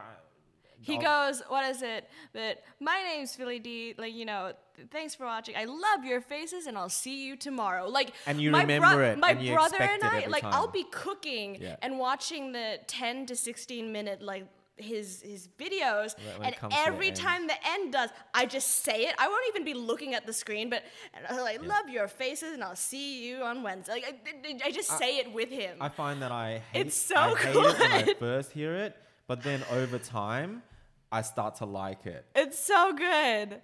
There's this Philly guy, D do you is know wonderful. the gamer Young Ye? He does all the, he's got a big channel, he does all the political anti-developer stuff like Battlefront and all that. Like EA, fuck EA, and he's like, oh, we copped so many questions at work about Battlefront when it came out. Yeah. Well, Battlefront sent me a copy, and I said, guys, this is my review. I had to poo-poo it. Sorry. And then they didn't reply. But you know, it is what it is. Well, I'm not going to fluff something up. Not gonna lie. That's not your image. But this guy, Young is like really Asian dude, and before I finish this, actually, I'm not even going to finish. I don't even talk about this guy. No. Every person on my show has been Asian so far. I need to break it up. You do. Because I've got another. You're the first girl on the show, but I'm the first vagina on the show. I've got another one. You know, minus Mia. She actually hopped on the table today. Right. Showed her butthole and everything, she's not man. allowed on the table too. So that was very rude. Naughty. Yeah, very naughty of her. But Carmen, this girl who, oh my god, she's gonna hate me for saying this. Why? But when she was part of the car scene, and she used to be. Our forum was really big. We had a lot of members on it. But she started by posting photos of herself in a schoolgirl uniform with the tartan skirt and the white shirt and the tie and stuff like that. Right? But in a out west Cabramatta car park that had no lights because, you know, they keep the lights off to save electricity. Yeah. And she had this dirty, cheap, not well modified Honda Civic that wasn't even hers, maybe a friend of hers. Yeah. And she was like on the bonnet of it, you know, like taking photos. Right. And then there's photos of her like in the bathroom, in her toilet, like doing cutesy, like, you know, the Japanesey, stick a tongue out or whatever. But she was really young then, okay? Now she's married, right? So that's her roots. Yeah. You know? And that's the girl that I know. Yeah. And even though over these years I've known that she's gotten genuinely cool, she was, you know, when you're young, you're just trying so hard. Well, you're finding yourself. Right. Yeah. But I can't wait to bring her on the show to talk about that shit. But she wants to come on the show because she disagrees with a lot of the stuff that I said about marriage. So I'm like, I don't know if I want that for the show. Like, I didn't create this show to have gender debates or anything like that. Yeah. So I hope that that's just me. So yeah, I expected it from you. But it's like. But you want the vast array of topics, not just to focus on like a niche. What I just mentioned to you, I'm pretty sure I'll mention again in front of her, and that's what I want to talk about. Because I can talk about the whole feminist thing and like until the cows come home, but I also thoroughly love and enjoy delving into the other stuff too, which is why I don't forcibly keep going back and whatnot. I cheered when you mentioned bringing up gaming. I'm like, finally, yes. Well, that's the thing. There's no agenda, and there can't be. That's the thing. That's what I'm worried about. She's coming on the show with an agenda. Maybe. I'm not saying she is. But did she specify what things about marriage that she disliked? No. But that's what scares me even more, because that means someone's sitting there with notes ready to pounce. Because I told you specifically on Messenger or like on Instagram message, like, oh, I have just one point to bring up. And I actually told you the point. The one about you generalizing, oh, you know, no girls that almost tunnel vision with their hobbies and everything. Right. But then like we established the generalization. But obviously I was. That's what I'm saying. It's obvious. You can't. But I was just like poo-pooing, going, Justine, you know me. I know. Like, but obviously not all girls are like that. Hashtag. Yeah. I mean, like a clinical psychiatrist like Jordan Peterson can say things like all women, all men, because he has so much more experience than me in that topic, because he's got actual figures and researchers out there doing shit, you know? Like when... And then the anomaly is the sidelier, But at the same time, even when he says stuff, I still take it as he's generally speaking. Like when he says, you know, men are disagreeable and women are agreeable, and that's the problem with women, that's the problem with men. Or he's saying the problem with young men today is that over this whole movement, men have become much more agreeable than ever. And he's like saying, don't do that because you're fucking yourself up, guys. But it's interesting. He has the research for that. Okay. Whereas I don't. So I still, when I hear him, I still say, you're generally speaking. Yeah. You know what I mean? Because when he's saying young men are being too agreeable, it's like in the context of what? He's talking about relationships and stuff. Okay. He does talk about the gender pay gap, and he says stuff like that again. He brings up the word agreeable and disagreeable so much in context to so many things. It becomes his buzzwords. It's definitely his buzzword, and I've used it a lot because I've watched his videos. So he sort of says like the gender pay gap thing was like, you know, men are so disagreeable that if you're being paid shit, you will leave. You'll ask for a raise, and if you don't get it, men will leave. Whereas women generally speaking, will sort of go a bit more agreeable, a little bit more agreeable to the point where they're kind of like, hey, this is pretty good money. Because society has conditioned us to be like that. Well, he doesn't have the answer. That's the thing. Yeah. Women always try to shove that shit in his face. Oh, that's because of this. Also, you're saying it's this. But he's like, no, I'm just saying this is what the research shows. Yeah. But every time someone interviews him, yeah. they're saying, you're saying this. You're saying women should not wear lipstick in the workplace because that's inviting sexual harassment. He's saying, no, I'm saying women... That's a bit extreme. He's saying maybe women should stop. He's inviting the discussion. Yeah. Now, there's a big difference. That's what we're doing. Yeah. As opposed to you coming on here with an agenda, trying to catch me out. Now you're getting me like apprehensive about Carmen. Because I'm like, what is she going to say? Because I'm trying to remember. Right. I'm trying to remember what you said with Jono and marriage. Well, I don't want to. That's what I'm saying. Exactly. And then you start. And this is the thing. Like what I like about it is she obviously wishes that she was there to be able to clap back. Yeah, exactly. Yeah. And I like that. I did too. Well, that's what I like. So now I'm starting to realize after the very first podcast, and now you're my third with an interview. It's like people do maybe listen to us and feel like they. No, wait, but hey, and they feel like they're in the same room with us a little bit more. Like, because it's like not... you said, you brought it up with the YouTube thing. It's like, I'm not talking to the camera alone saying, I love you guys. It's kind of like, this is a little bit more involving. We're in a room, and like I gesture to the camera. I ask them stuff to do it feels a little bit better than just, I like it. I'm also used to it. Yeah, obviously. So, you've had a lot of in comparison, because I'm only the third. Have Jono or Alan? Alan's done a bit of... Included whoever is out in the big void? Not like that. Yeah. Like even Alan's video that I showed you a little bit. But like in the context of the interview, like in the podcast, have they like gestured to the camera or like they... Yeah. Because I come from the whole... Even though this is a genuine conversation and about genuine back and forth, it's still... We're performing. I mean, like I don't have that, so I'm kind of I'm not putting it on. Yeah, right. But it's you're authentic. Just aware of it. That's all. Because it's like if we had the same conversation and we were just like chilling on opposite ends of the couch, I'd be like this. I'd be like, whatever. But like I'm a bit more engaged because for me, even though they're silent and I don't know who they are, there is another person there. Yeah. Because there will be. I don't think I'm there yet. I don't think I want to be there yet. But I think I imagine that the more I do, the more I will be aware. Do you know what I mean? Yeah. Like, I just think this is... I always believe that you need 1 year of doing something nearly every day in order to get good at that thing. Like you can't within just pick context, up a guitar. Within context, but you can't just pick up a guitar. You know what I mean? God! You need to develop the calluses. You need to, Correct. So me personally, I'm kind of like, you don't really get good at anything quickly, and this is, like I said, it's only my 10th one, so I already know. I like the color, by the way. Oh, this is yay! But, purple. But like I do know that, I look back on the early stuff and just think, oh my god, I'm so much better now. So that always happens, Yay. So I'm not. I wouldn't say I'm precious and about any of precious. These podcasts. Yeah, I'm not precious about it. Like. And I think of like kittens, like precious. I think kittens are better than babies. But yeah, I'm not allergic to babies. I'm allergic to. Yeah, I'm allergic to babies. I'm pretty sure. Aww. It's almost. I was gonna say the worst thing to say. Say it. I actually caught myself out. Say it. No, I wasn't gonna say it. Okay. I'm not gonna say it. Oh my god, I'm so glad I caught myself out of that one. So there you go. You made me aware. There you go. And I would have said it if I wasn't.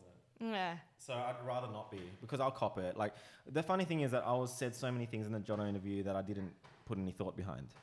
I could have been way more succinct. You were also very loose. Right, but I forgot that I was being recorded. Yeah. That's the point, right? Yeah. And then when I said to Jono,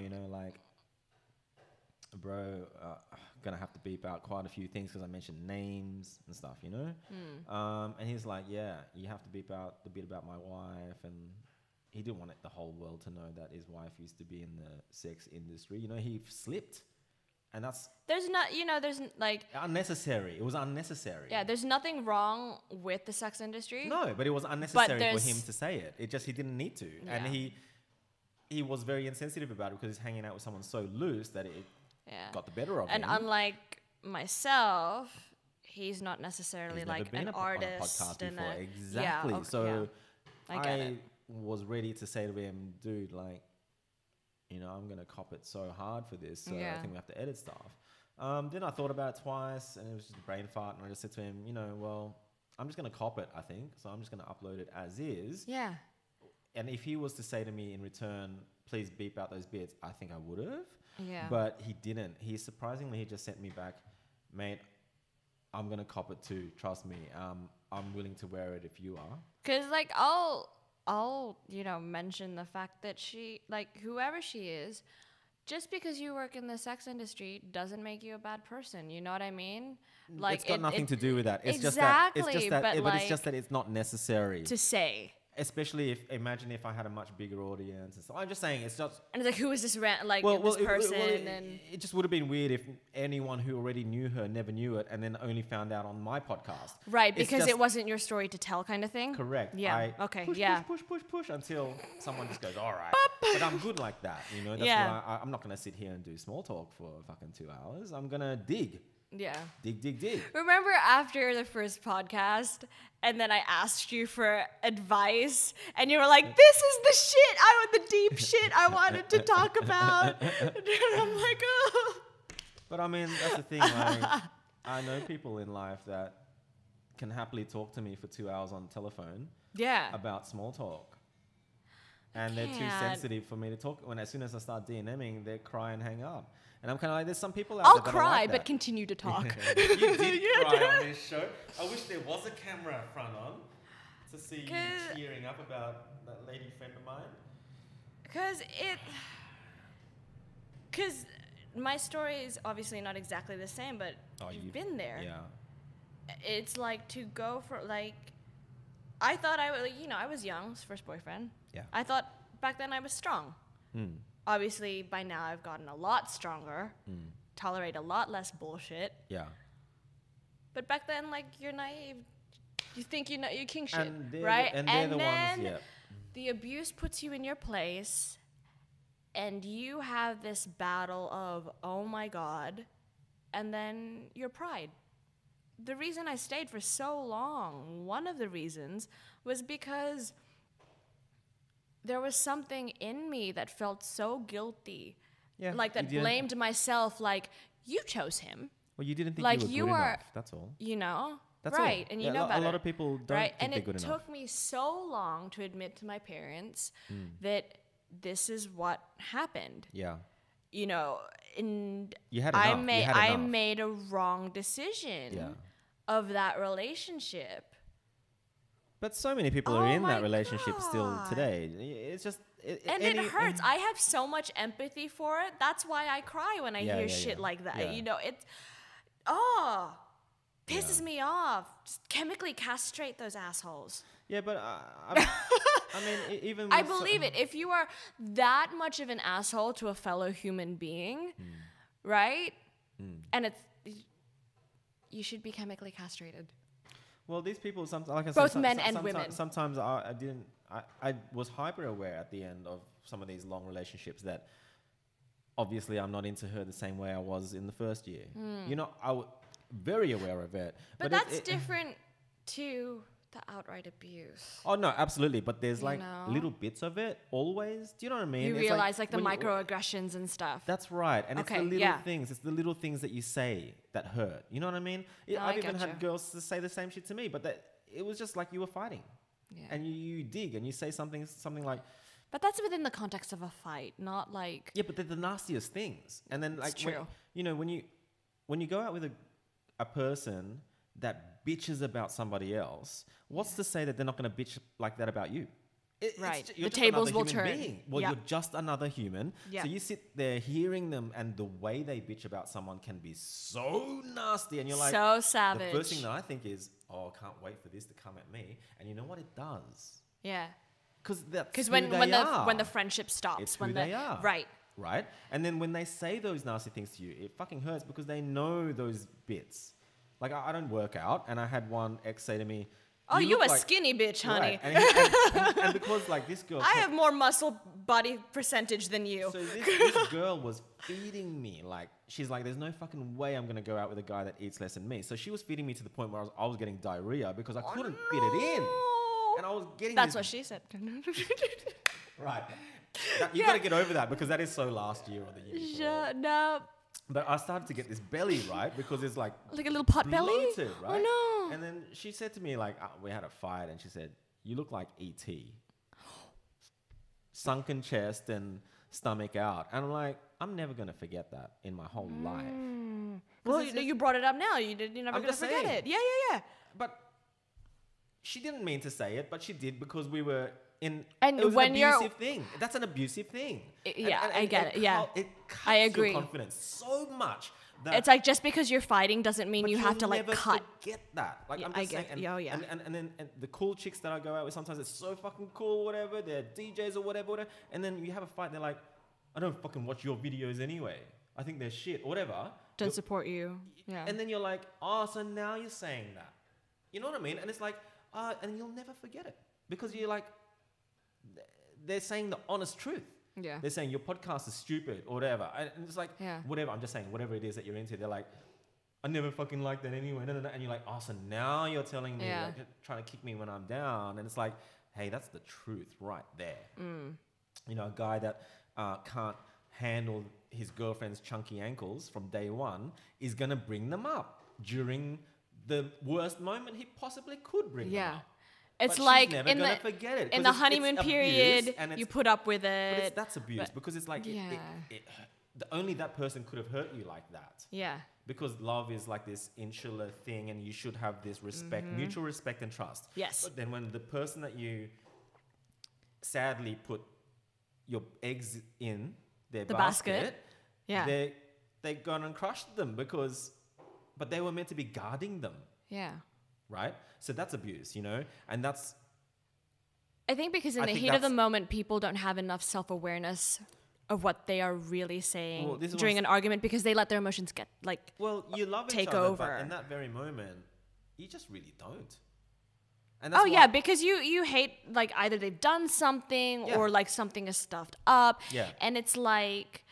It just doesn't work. I guess as adults, we need to move beyond that. And it's difficult because the emotions are high. Well, you got to catch yourself out. Yeah, right? Right? It's like you're saying that you're aware of that. It's like you have to have that extra layer that you know that that's there. So when it gets to there, you know not to go because I've been in like relationships more closer to the present than the past, right? Because I've learned from it where I will catch myself and I'll go, I could say the meanest shit to you right now and have you drop to the floor crying. Right. With one sentence. So you're maturing and kind of like now you're... But this isn't about that. Yeah. This argument is about how you fucked up, not about me insulting you and shredding you to pieces. Digs to make yourself feel better and make them feel really bad. Right? Because there's no point like you want to make them feel bad, but for the right reasons. Right. You want to make them feel bad for making the mistake or something rather than not making them feel bad just to so that they feel bad like you. Yeah. Right. Thank you. That's it. That was probably our most succinct little thing. Because it's true. Because like we have like varying and differing points with different topics, but when it comes to human relationship dynamics, we're pretty much on the same wavelength. Like, we're adults. Like this bullshit. You have to have this self-awareness because as artists, we are emotional people. We will get our passions. Your motivation is like lighting a fire up. Right. We need empathy. And we need a soft place to land sometimes. Right. So I told you, and out of respect for the subject matter, I'm not going to delve into it. But this week has. What is it? It's Thursday, and like the past 72 hours have been very, very rough. And all I thought of was wanting hugs. I'll give you a hug later. That is all. No, but like from everyone and anyone? No. From specific people. From... shut up. Shut your fucking mouth. Right? But that's because I was aware that, okay, yeah, of course I have a crush on them. Of course, in my vulnerable moment, I would want a hug from this person. Because I would want their comfort. Yep. Right? Yep. I sought and hugs, you know what? You could have sought it. I could have 100%, but I have enough respect. I'm not going there. Oh my God. You know, like, I asked it from my friends. Yeah, but it's only a hug. Yeah. But the fact that I like them, yeah, I'm not going to disrespect a relationship just because. Come on, like there is a nuanced difference, right? Because like if I hug them, I know I like. Come on, like that's not. Yeah, but you're bullshit. not hugging them for that reason. You're hugging them as well because you're fucked up right now and you need a hug. There's also two sides. There's two ways of looking at it. You know what I mean? But I'm not going to. Well, you couldn't have forced potentially, start something within them because I'm seeking a hug, because we're both heterosexual. Oh, it's right? interesting that you think about it so much. I mean, I am aware enough because I don't want to be the one that plants a seed. Like I will mitigate against that way before it would even happen. I will hug my girlfriends. I'll go, hug my mom. But the psychology is always reverse anyway. The psychology is in relationships and beginnings of relationships is always about planting seeds, and that's kind of evil. Playing games. Yeah. I mean, honestly. And how much I hate, like. Yeah, but as much as I hate it, everyone does, but no one deserves the right for me to drop my gameplay if they want to be with me. Yeah. They've got to work through the gameplay and prove to me that you're a good player. Right. That you can play the game with me. Otherwise, you're just asking me to surrender all my eggs to your basket. Right. And it's not going to happen. And like, you need to prove it to me. I keep thinking back to some of my bros who have been in similar situations, right? They've had girlfriends and they have like a good female friend that they hang out with and everything. And the female friend, when the bro has gotten a girlfriend, has got, okay, I'm going to back off and everything because respect for the girlfriend. Yep. And then they'll be like, they'll vent to me because I'm like the sister, and they go, I don't like how she, I don't see her anymore, and like, well, she's not going to hug me anymore, or whatever. And I'm like, you have to think why, like, if you are this upset about them changing their behavior out of respect for your relationship, you need to look yourself in the mirror and ask yourself why. Yeah, I agree with that, but I would also say that most of the time it's the girl that I'm going out with that sacks all my girlfriends, not the other way around. Yeah, sometimes that happens too. Yeah, most of the time it's like she doesn't approve of my girl, because all my friends are girls. So it takes a strong woman to be like, yeah, okay. Well, it's even worse if I'm shooting girls, but I'm just saying in the past I never did that. I only started shooting girls because I was shooting my girlfriends. Yeah. So, but like, definitely even without shooting girls, I've had girls systematically eliminate my girlfriends. And the saddest like, just thing don't hang out with them anymore and stuff. Little bits, they say, like, it's slowly. Because there's a flirtation always with my girlfriends. There always is that because energy. That's our type of humor. Person. Yeah, yes. It's our humor. So it's kind of like, well, sometimes some girls will be like, they don't entertain discussion. Instead, they're like, would you like it if I flirted with my guy friends? And I'm like, well... What's the intention behind it? Well, if I just say, probably not, and they're like, well, end of discussion. And I'm kind of like, whoa. Right. But I'm too tired to fight as well. Because if a person's like that, it's almost like... I'm a discussioner. Yeah, no, but it gets to a point where it's just easier to just not contact her anymore because... Right. Because I love this girl. You want to appease your girl. I love this girl. Right. And then this girl gets the shits every time this girl calls me or messages. I'm like, I just, it's pretty easy to make your best friends fade away. You just don't reply. Your intent of sexual humor with your female friends, there's no intent to pursue behind it. Well, I never slept with her. We never have or whatever. Or you know what I mean? And then all of a sudden it's a threat, but it's like... It's not. It's not a threat at all. It's just how you roll with each other. It just annoys her. Right. That's what I'm saying. It's just like the guy who gets annoyed when his girlfriend posts up a sexy selfie. Right. It's just annoying, but live with it because it's the game. She's not engaging with it. Yeah, right. Don't turn this person into something. Don't vilify them. Because then next thing you know, you're forgetting. Resenting them. Yeah, resent is a hardcore word for me. You know, I resent her so much. You know I embrace these words. Yeah, but resent is a big one for me. You know, like I resent these girls for making me ditch my girlfriends. And it all becomes resent in the end. And that's probably why I leave. Resent people for wasting my damn time. Yeah, I mean, being misunderstood. But I have this thing, it's another story, but I was so generous because of some psychological shit that happened to me when I was a kid. That I'm just so generous now, and I actually don't want to be. I never have wanted to be generous. It's just that I keep giving, and then when someone actually takes and doesn't appreciate, I lose my fucking shit. But I've got to remind myself, hey, you didn't need to give in the first place. This is a problem from your childhood, and no, I get that. Cop it, bro, because it's like, just because you give doesn't mean you can expect. Well, this is why we get along, because I'm a giving person, right? So I didn't have to fucking drive from Lidcombe to Maroubra for an hour. Well, you did, because I wasn't going to drive to you. Right? No, like, I could have said, oh, okay, we'll Skype video. I could have easily just said Skype video, blah, blah, blah. But it's like, no, I'm going to give my time to someone who is fucking worth the artistry of it all. Right? Thanks. I'm getting there. Baby steps. Consistent life work in progress. Consistent whip. But I feel like, you know, when you mentioned the whole girls going, oh, you wouldn't like it if I was flirting with someone, end of discussion, I'm going, I agree with you, because, well, what's the context of the flirting? Are you genuinely flirting with them because you're going to pursue them? That's right. Or are you having a funny back and forth because sexual humor is fucking hilarious? Context.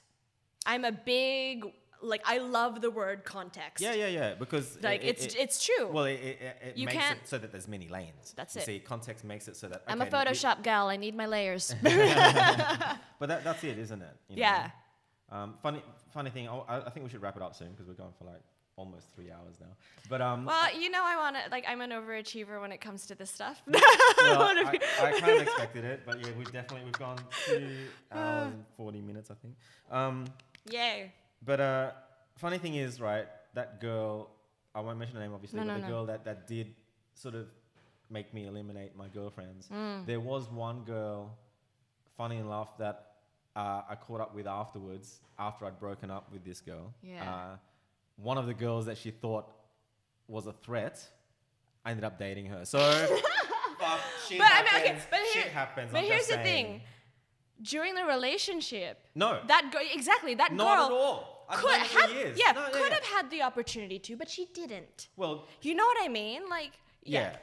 Well, that girl was engaged and I was engaged. Yeah. So it was purely platonic, and we were great mates from. It's like you can have friends that you are attracted to, and really. But the context, the situation wasn't right. Right. If the context was, oh, you'd fucking jump their bones. Right. Like, you'd shove them into the lift and just like... Exactly.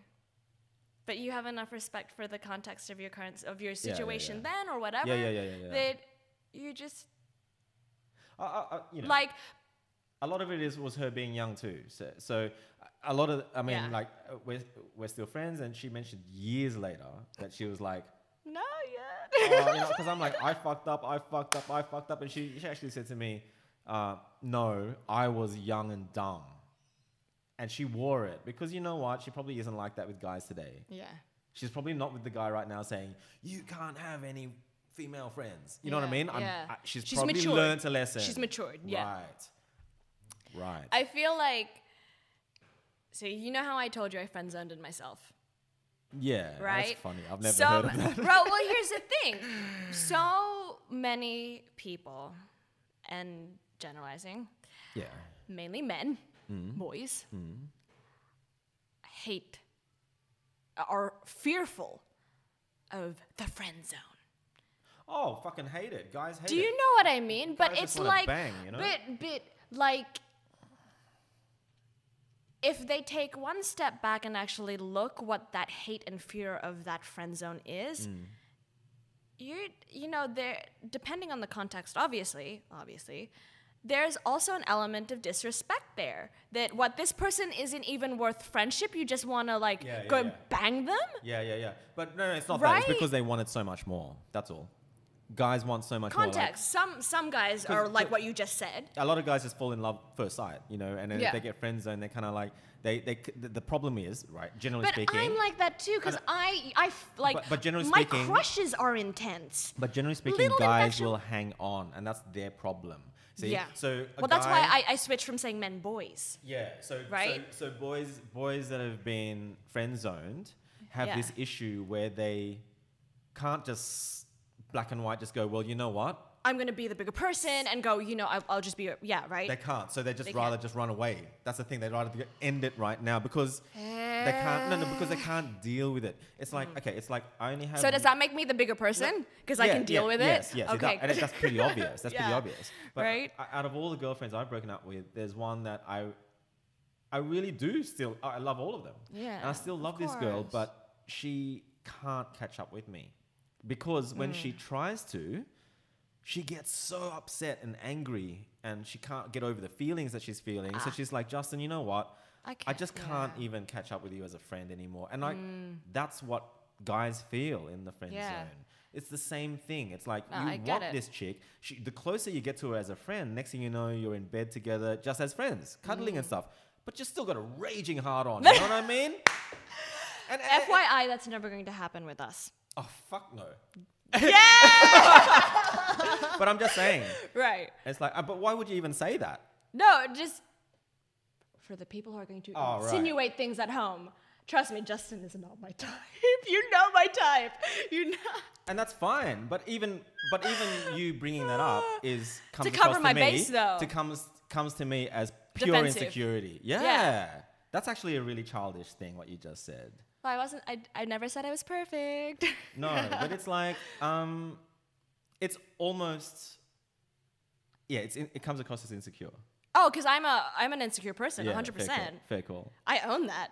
Shit. Fair call. I'm not going to get defensive. I'm insecure as fuck. It's funny because that kind of psychology also works in opposite ways. You know what I mean? Like, I have said so many times to girls that there's no fucking way that you and I are going to be together. Neck minute. I'm just saying. Like, yeah, in the context of them, though. Like, I'm sure. Maybe they're like. But maybe that's where I'm a little bit different too. Like, I go out with girls that are way taller than me, that are like super huge and obese, and I've gone out with every body type there is, and I'm a skinny fuck. So I'm like, you know, I'm not judging myself so much. So I'm kind of like, sure, it does feel weird when you're at the beach in your shorts and the your girl proportions are so and everyone's kind of looking a little bit, but it's like, but you love the person. I got over that, you know, and you know, sometimes I go overseas to Hong Kong or something with a bigger girl, and you want to go every shopping, other girl is and a stick, and nothing fits them, and they start crying in the department store. I'm a medium and a large in like Hong Kong and like Northeast Asia, whereas here. Fucking, I'm a size 0 or a size 6 or a 4 in H&M, depending on the make. But the point being that I didn't look at her as being big, so we just went shopping because I would do that with the girl that I'm with. Right. But then I learned something, you know what I mean? It's kind of like, oh, fuck, next thing you know, you're going out and making her cry. Seeing the big Buddha instead and doing touristy stuff rather than shopping in Hong Kong, which is probably what most people do. Oh, I bought some good chucks there, like when I was younger. Hoo-ha. But yeah, that kind of thing is the reason why I'm different and it's funny because a lot of girls that I've known in my life, every guy has girls that have friend zoned them, right? Especially a lot of girls that I shoot and friend zone me or whatever. But then shit happens sometimes. I'm not saying it's going to happen with you. That's an insecure thing. Right? Holy shit. But it was interesting that you mentioned your ex who was like, they can't catch up with you anymore because I have an ex like that, right?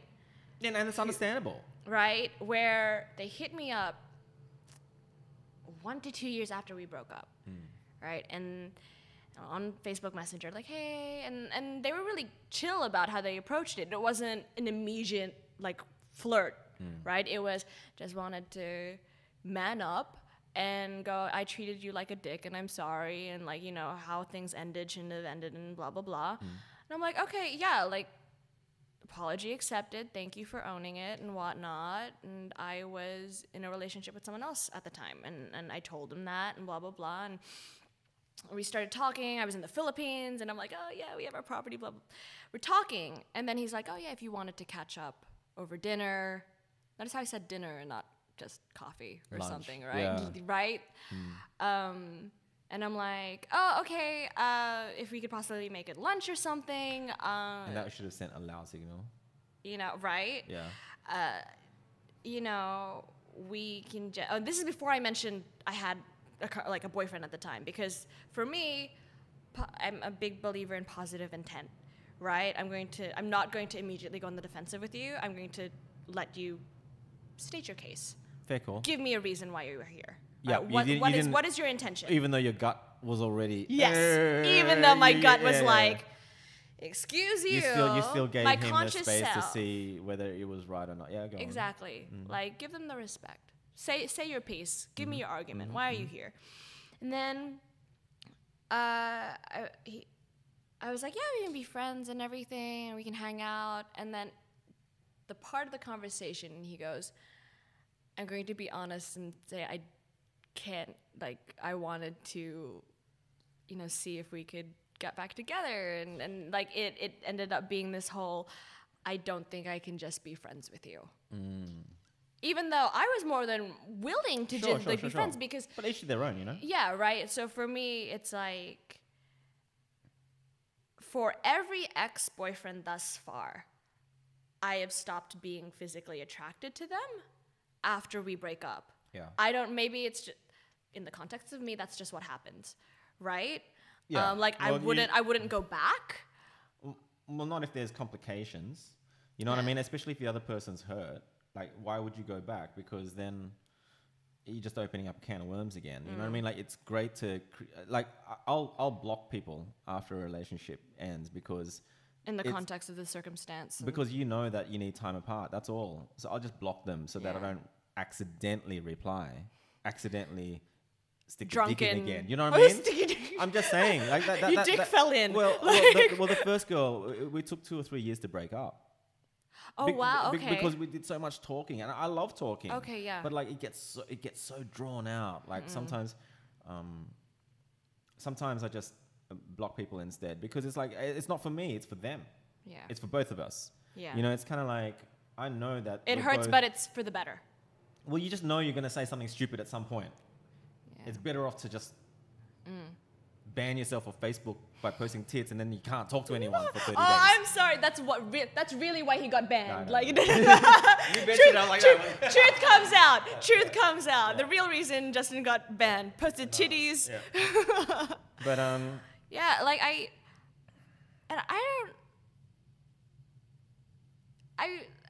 because I didn't, when we broke up, I didn't hate him. I was open to the idea of friendship. Not, you know, sitting on his dick again. Sure. Like, I was over the physical stuff. Like, physically, I was no longer attracted to him. Friendship-wise, we shared lives together. So like, we played Diablo 3 with him and his 2 best friends. Yeah, that's the sad part. That's the sad part. You know, when you go out with someone, you actually are growing up with them, and then I stopped playing Diablo 3. Yeah. But the funny thing is, like you said before. And the only reason I mention him is because you mentioned the girlfriend that couldn't be friends with you, and on the day before Valentine's Day, he hit me up. So it's very fresh in my mind again. Yeah. I didn't reply to this one this time because I knew exactly why he was messaging me, because the pattern, the previous display of messaging had dictated that to me, right? And if he wanted to set the record straight and go, no, we can just be friends, he could have taken my silence to that and messaged me again and said, for the record. Yeah. But the silence is very telling that this is why you messaged me. Yeah. And I just left it because, you know, just leave it.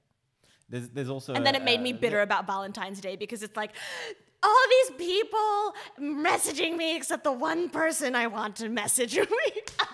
Well, that is life, isn't it? That's life, isn't it? You know, that's life, isn't it? Like, you understand, like... I can laugh at myself at that, because I'm aware of my bitterness. I love the concept of, like, sweeping the amount of hot chicks that I shoot that are like, I need a guy so bad. I'm like, you've got a billion guys that Yeah, wanna but they're be not with the you. ones I want. Exactly. Come on, I mean, man. Don't lower your standards. But it is so a billion hilarious. a billion. But you don't know. That's what I'm saying. You don't know. Like every single girl Are they I went willing out to come with here? Because before I'm not willing to drive. every single girl I went out with before my fiance, right? Yeah. Ex-fiance. Yeah. Every single girl I went out with was white. Because every Asian girl since high school looked like my sister. There's no fucking way I was attracted to Asian girls. They all looked like my sister. So the first girl I kissed, that was Asian, ended up trying to own me, and we almost got married. Because Asian, generally speaking, I think Asian women are so much more... End game. Quick. Right. Like, I was you like, get she's someone, the formula starts, and end game. Before we were even anywhere, it was like 3 kids. I'm like, you know me, I stopped using hate. It's a hard word, but I don't like children. I dislike the idea of children. Yeah, and then she was like 3, and I'm like, at the end, I was like, 1. I couldn't believe you I were was compromising. saying it. Yeah. And then she goes, no, 2 or shoot. 2 or get fucked.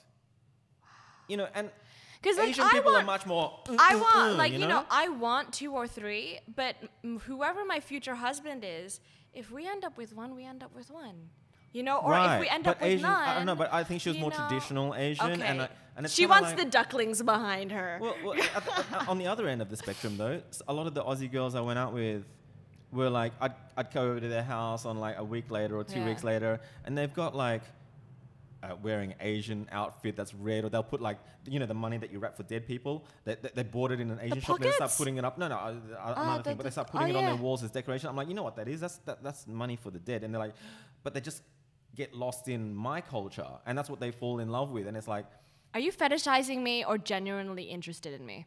Well, that's what I it's question. Cool that they all loved it. Yeah, I loved that, but going out with an Asian girl, that none of that counted, because you're already the same culture. We're both going to Yamcha on the weekend. We both eat this food since we were kids. It's not like this food's new. It's not this exotic thing. Right. So instantly the focus is on family. Like there was the end game. Yeah, there was none of that cutesy kind of getting to know each other's Quotation cultures mark. or even exploring each other's bodies was, I don't know, it's just weird. I'm not used to black pussy and black nipples, and I like pink. So it was really hard. So do I. but it's an interesting discussion for probably another podcast. I think we could go on and on about ours. We could. Race and stuff. But it's amazing to me. I want to keep talking. But it's amazing to me how much I've changed. Yeah. Because now I don't like white girls. And I like Asian girls now. So it's because I've gone back and I've dated both Asian guys and white guys. I'm open to anything. Yeah, right? But with Asian guys, you know, the culture thing, this is the same but different, right? The culture thing, with Asian guys, I don't have to worry whether or not you're fetishizing me, because you're Asian, right?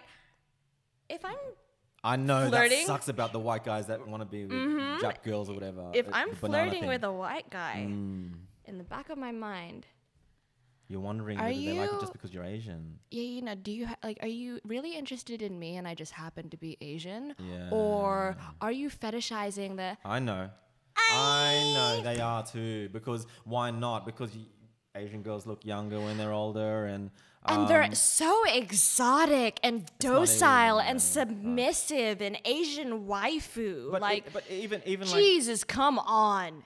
Like even one of the last white girls that I went out with, maybe 2 or 3 years. Yeah. When we did break up, she's like, "Oh my god, I'm so into Asian guys." But Asian guys like you, right? But that's the thing. She never looked at Asian guys before me. You opened her perspective, right? So I'm just saying, like, it's interesting. I find it fascinating that I'm still not physically.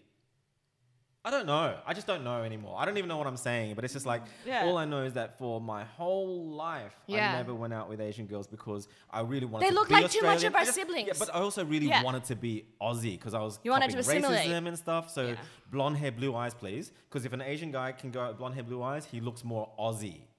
He looks more. I don't look like the fresh off the boat guys because I've got an Aussie chick, right? So that was my thing. For blonde hair, blue eyes. And now because our multiculturalism is so much more nuanced or so more enriched because we've aged with the country, you can differentiate. You can differentiate between the internationals and us who are like the born and raised in a Western country. I still think heaps of Asian couples look like brother and sister though. Like on my Facebook feed, I see them all the time together. I'm like, you guys look the same. I snicker at that. One of you have long hair, the other one has short hair. I snicker at that, but that's if they are a similar ethnicity of Asian. Yeah, most of the time it is. 2 Chinese people or 2 Thai people. And I'm like, I look at the photo, I'm like even with Alan, last night Alan was on the couch, it was like midnight or something, and 2 of our mates called.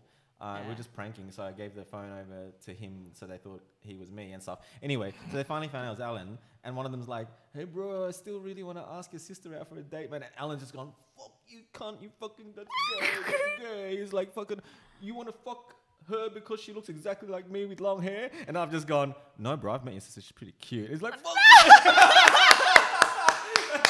But in some cases, yeah. No, in bro, some cases, in this particular case, when I look at his sister, no, she doesn't look like him. But in some cases, yeah.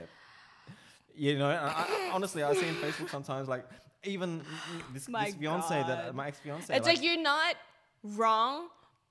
It's wrong to talk about because people are going to be like, ooh, but whatever. But like, we're Asian. And we're not being racist. We're all racist typically. Yeah, to a degree. You're not meant to talk about race. If you talk about it, it's you're racist. It's an observation of what we've fucking seen to be true. Oh, it's just a what we've opinion. seen. Yeah. You know, I don't mean offense. No, there's there's no malicious intent behind it. That's correct. On that note, I think we're gonna wrap this one up. Yeah. 3 hours, bang on. Woo! Exactly 3:00. Perfect. Ready? You go.